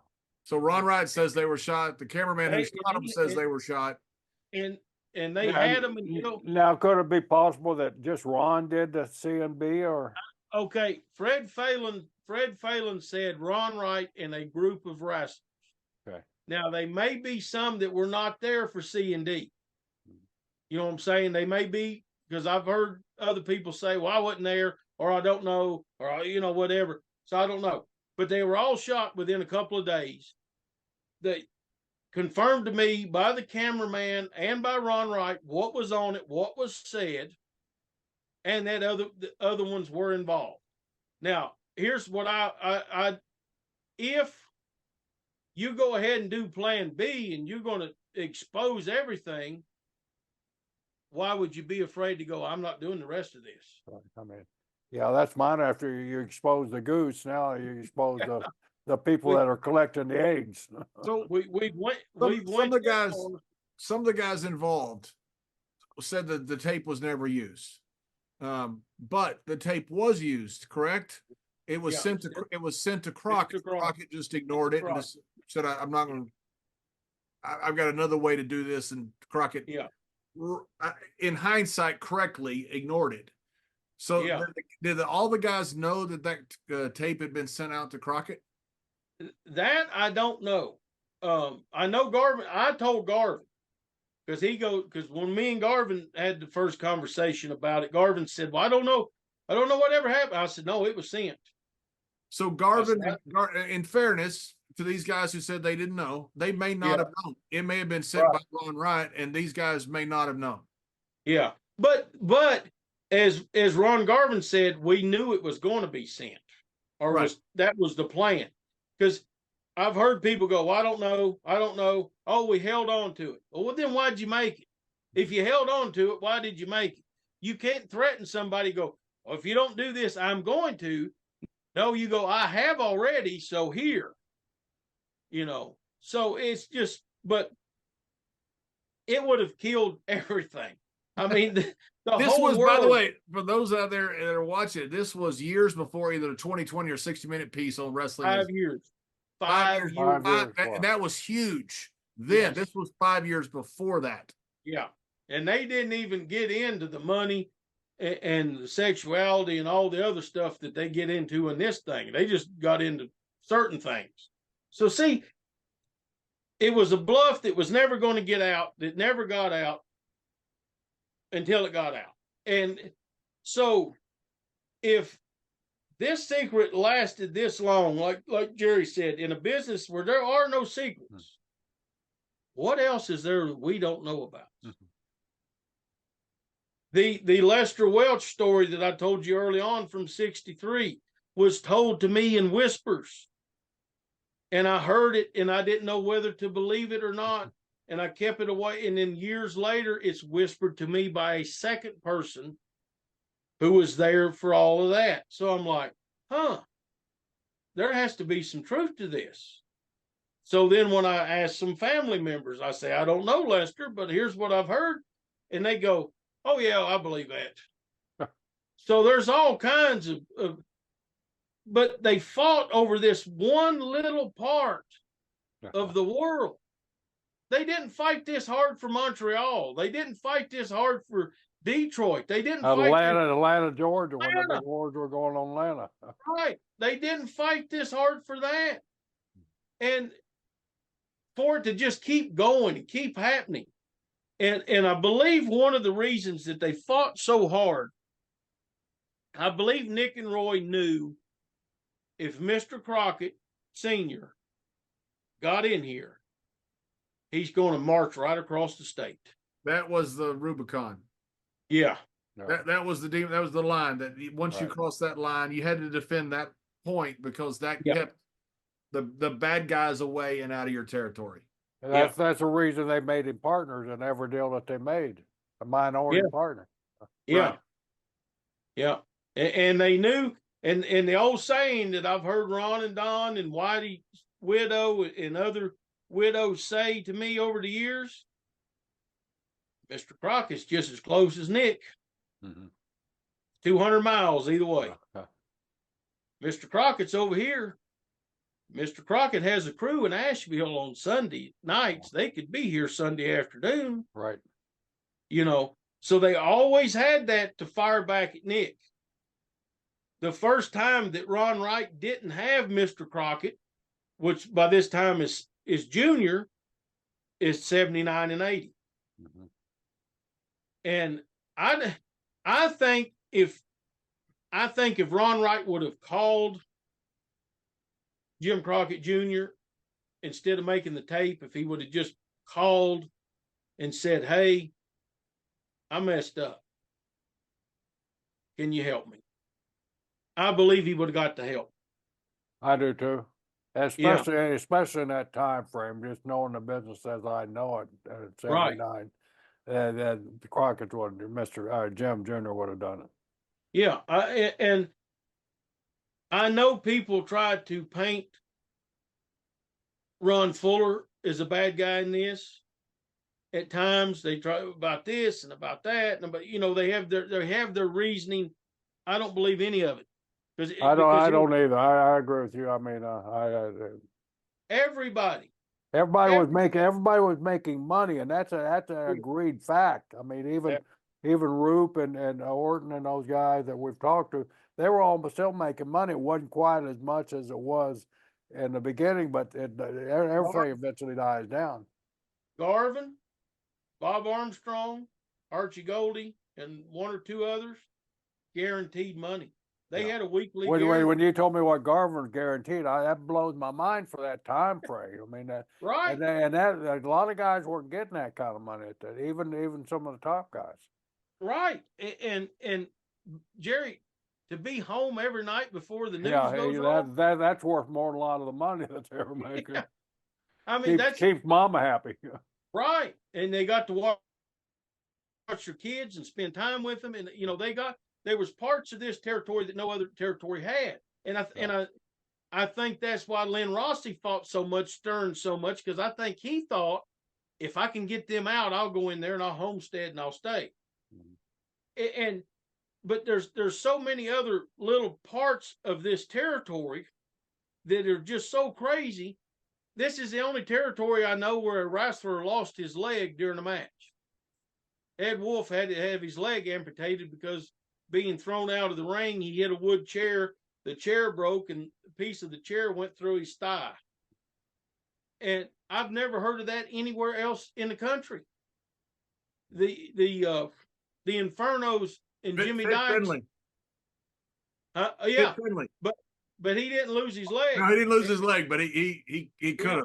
He could have. Ed lost his leg. Yeah.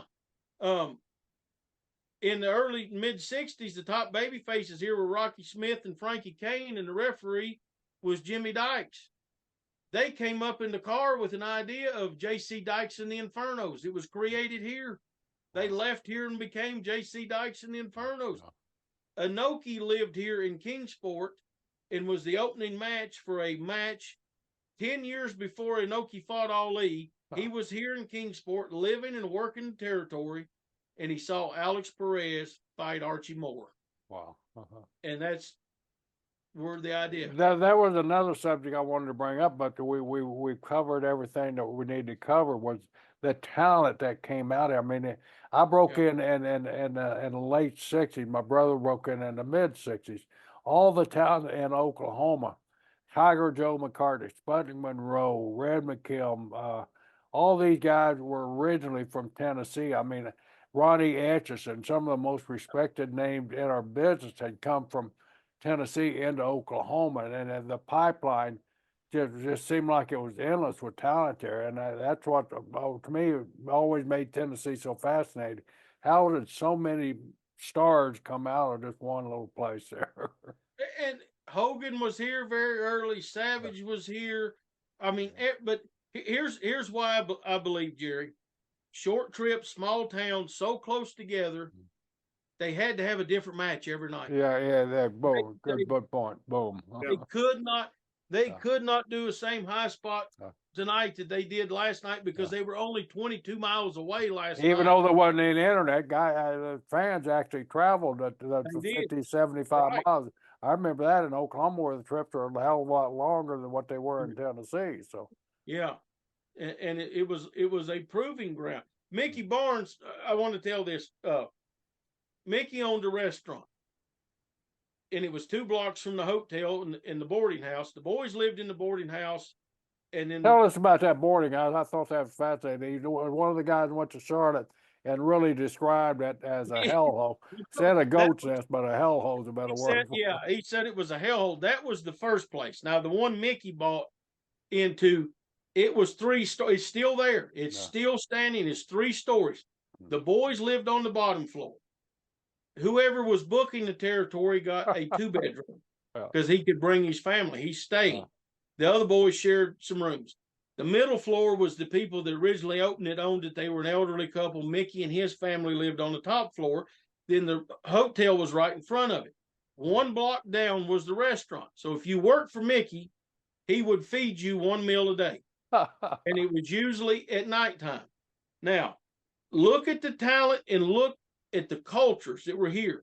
He had Spanish wrestlers. He had Asian wrestlers. He had, I mean, a lot of Hispanic wrestlers. You're right, which is kind of surprising. When the restaurant closed and the matches was over, they all sat in his restaurant, black, white, no matter what, and they ate together and they conversated. There was no other place in the Southeast during segregation like Mickey's restaurant in Kingsport. That's pretty cool. Mickey went to New York and got 2 Chinese chefs and brought them to Kingsport to cook in his restaurant so everybody from all over the world could eat something that they were used to, comfort foods. I mean, it's unbelievable. And I always like to think they learned a little bit of our culture and took it away with them when they left, and they left some of theirs here. Right. You know what it sounds like with the Territory there about one reason the war was so big about it and was continuous. It's like the U.S.'s foreign policy on like the former Soviet states or the Middle East. You know, you don't really choose a side. You just want destabilization. You don't want it to unite and become one big territory, and then all of a sudden to have something. So U.S. policy is always a destabilization policy. We'll fight. We'll pick one side, then we'll pick the other side. We'll pick this side. And it sounds like that's what the promoters were doing. Was that they bring Crockett in enough to make sure it destabilized Nick Goulas. Then they bring Nick Goulas in to destabilize Crockett. Then somebody else would come in and run it themselves. And once they got too big, somebody else would come in. It's just a constant trying, because that was such an important territory between territories. Right. Oh, here, let me show you real fast. Somebody, and this is going to blow your mind. If I think I got it, maybe not here. Yes. This is going to blow your mind. If you can You have a poster of Jerry Brisco versus Abe Lincoln. Lou Thez tried to steal Kingsport. Wow. Lou Thez came here and ran opposition in '76 trying to take it and failed miserably failed against. Who was on that card? Read the matches off on that card. Okay. Main event was the spoiler, who was Frank Morrell, who was from here. Frank Morrell, the Angel, yeah. Yep, beautiful Bruce Swayze against Don Green and K.O. Fleetwood. Who's Fleetwood? I don't know. Mr. Moto against Jack Graham. Mike Porter, who was a guy from Nashville, against Troy Graham that became the Dream Machine and was Troy T. Tyler here years later, plus one other match. Plus one other match. So he got TV and came in here and tried to run, and just he failed miserably. How long did his promotion last? Maybe 4 months, 5 months. Wow. And he had Buddy Lee, the famous agent from Nashville, backing him. Yeah. And he tried Nashville first against Nick and Roy and failed. then came up here and tried here and failed. Hey, real quick, Colonel Tom Parker was in your notes. The Elvis Colonel Tom. Yeah, he was involved. He was involved with Honey Wilds all the way back when wrestling was first starting to organize here, and that's where he cut his chops on promotional aspects of business. Hey, have you ever seen the what's the guy, Ken Burns? Is that his name? Makes all the documentaries. Ken Burns. Yeah, he did a wonderful one on country music. Yeah, it's like 4 or 5 parts. But when it is great. Yeah, when they got to the TV part of it, that's when I really started paying attention. Roy Welch helped the Opry get the local TVs when the TVs come along to send out the deal, because here was the deal. He's sending talent out of Nashville just like that. So he gets all these stations that had studio wrestling to hold a weekday show of country music and then book them in a town that night. So country music and Elvis and all that stuff is so intertwined from the beginning with the wrestling business. It's fascinating. And they couldn't have done it without us, the wrestling people, because they were the pioneers of television and everything else. Hey, one of the best stories is Jerry Lawler was going to have a match with Elvis. Yes. A judo versus wrestler match, and Elvis passed away on one of the tours. His dad was brokering the deal. Elvis was a huge wrestling fan. And it was all started because the guy that used to drive Lawler, Mickey, that's right. It started it. He called. Lawler, I was over. He goes, "I'm sorry, I'm late, King. I was helping Elvis." And he goes, "You don't know Elvis?" He goes, "I sure do." And that's where it started. That's right. All in Tennessee. And it is, and that's and I like to point this fact out too. First territory, last territory. We outlasted the rest of the country. And it's just what a wonderful. I get lost in learning the history of it, and by next summer I hope to have the last 2 books out on the history here, and then I'm starting West Virginia because it's even wilder than crazier than here. Wow. And Beau, what are you doing now? I mean, obviously you're writing the books. What else are you doing? And I'm still wrestling. Anything you want to promote or anything? I'll tell you something big. September 21st, Jackson, Tennessee, a tribute to Jerry the King Lawler and Bill Dundee and Memphis Wrestling. And pretty much other than 3 or 4 guys that turned it down, all of us that are still living that work that territory will be there in Jackson that weekend, signing and taking pictures and all that stuff. Randy Hales and Terry Golden have been working for a year or so on this, putting it together. And I've seen the lineup. They're going to do a Hall of Fame ceremony. They're going to do a fanfare all on the 21st in Jackson. That's Brother Jack's birthday too, by the way. Oh, wow. Yeah. So I still have my promotion going. The last Saturday of the month, we run the Armory in the suburbs of Kingsport. Now it's Mount Carmel. We new programming every week on YouTube. Just look up Southern States Wrestling. I got a lot of fairs and festivals coming up, closing out the summer and the fall. I'm booked every week into next year at some point, at least a couple nights a week, which is coming out of the pandemic. I was still booked 4 or 5 nights a week through the pandemic. And then it was hurry up and sit here and wait. And I lost my mind. That's about the time you guys started this, wasn't it? Yeah, exactly. Yeah. And that was the reason. Yeah, I mean, that was the reason. We were bored during the pandemic, and we literally wanted to give people something to smile about. Just tell some right. That's why I shared a lot of my stuff during the pandemic. But yeah, they can follow me X and Instagram, King of Kingsport. Twitter or Facebook is Pro Wrestler Beau James, BEAU, and kingofkingsport.com. If you would like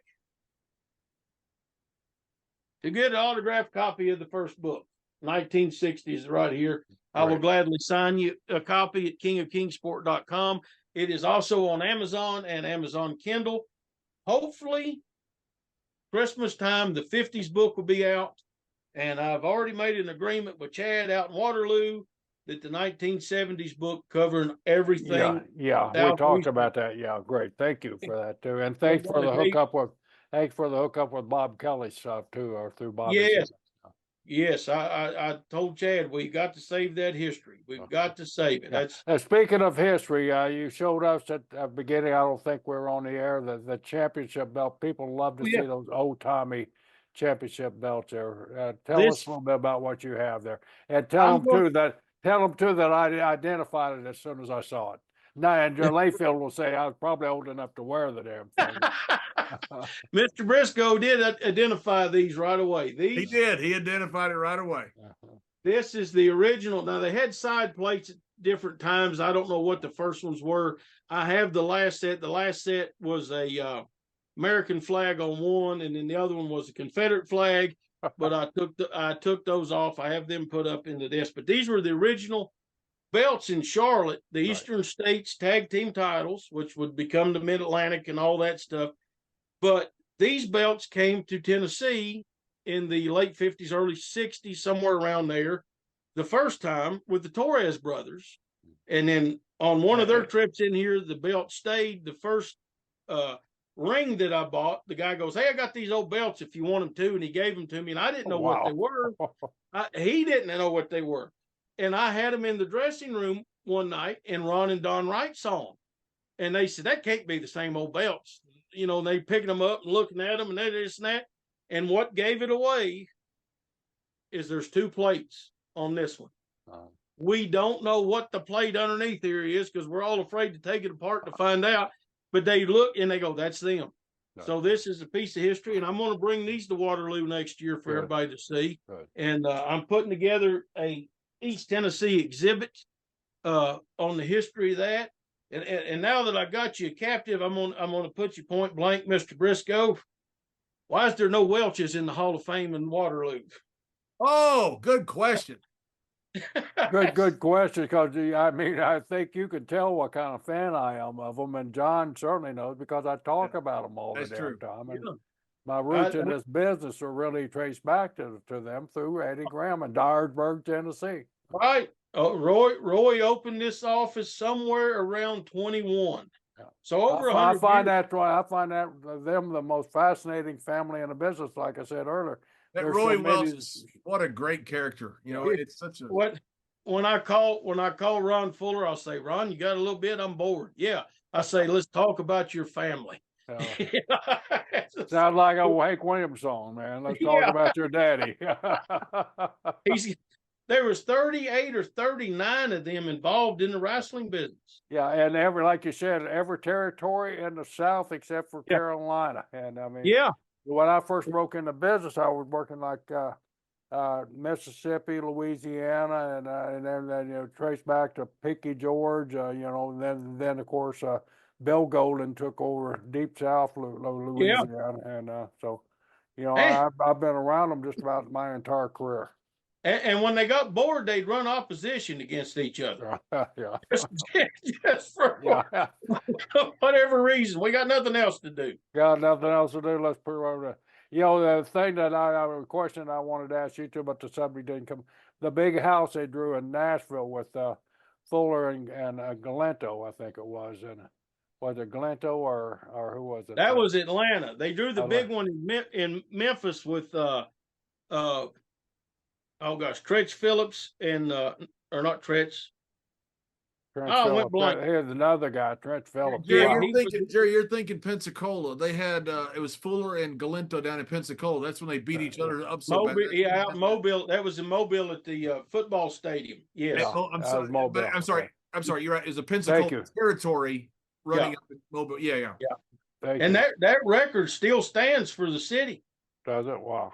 All these years later, nobody's broke it. Then they had that'd be interesting to dig up how many attendance records still stand in a lot of places through wrestling.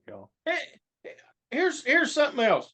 Well, I know of some records that still stand in Knoxville of Ron and Don against Les Thatcher and Whitey Caldwell at Choway Park. They still hold a couple of records there. One of them being in a rainstorm. It was raining so hard they had to turn sideways to look at each other. And the people sitting there, I've got the newspaper clippings for that. but there's so much history. But you know, here's the thing: people from outside of here like to go, "We ain't doing that Tennessee bullshit. We ain't doing that old Tennessee bullshit." But look here, what made ECW? They took the Tennessee bullshit and magnified it to 25.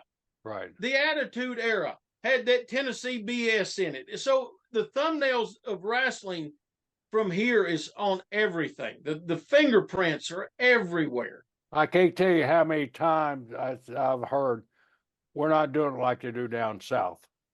John definitely knows who I'm talking about, and you probably can assume him. We ain't doing it like we're doing it down south. Bullshit. You have everybody you got surrounding you. We had the education down south. The first main event of WrestleMania is we just covered. That's right. So, Beau, thank you so much, man. It's a walk through time, man. I hope we covered everything you want to cover, and thanks for the footnotes to help us through this thing. I can talk about this all day, and I can come back anytime and still have new stories. Well, when your book comes out next year, we'll probably have you back on it. Right. Beau, thank you. Thank you very much.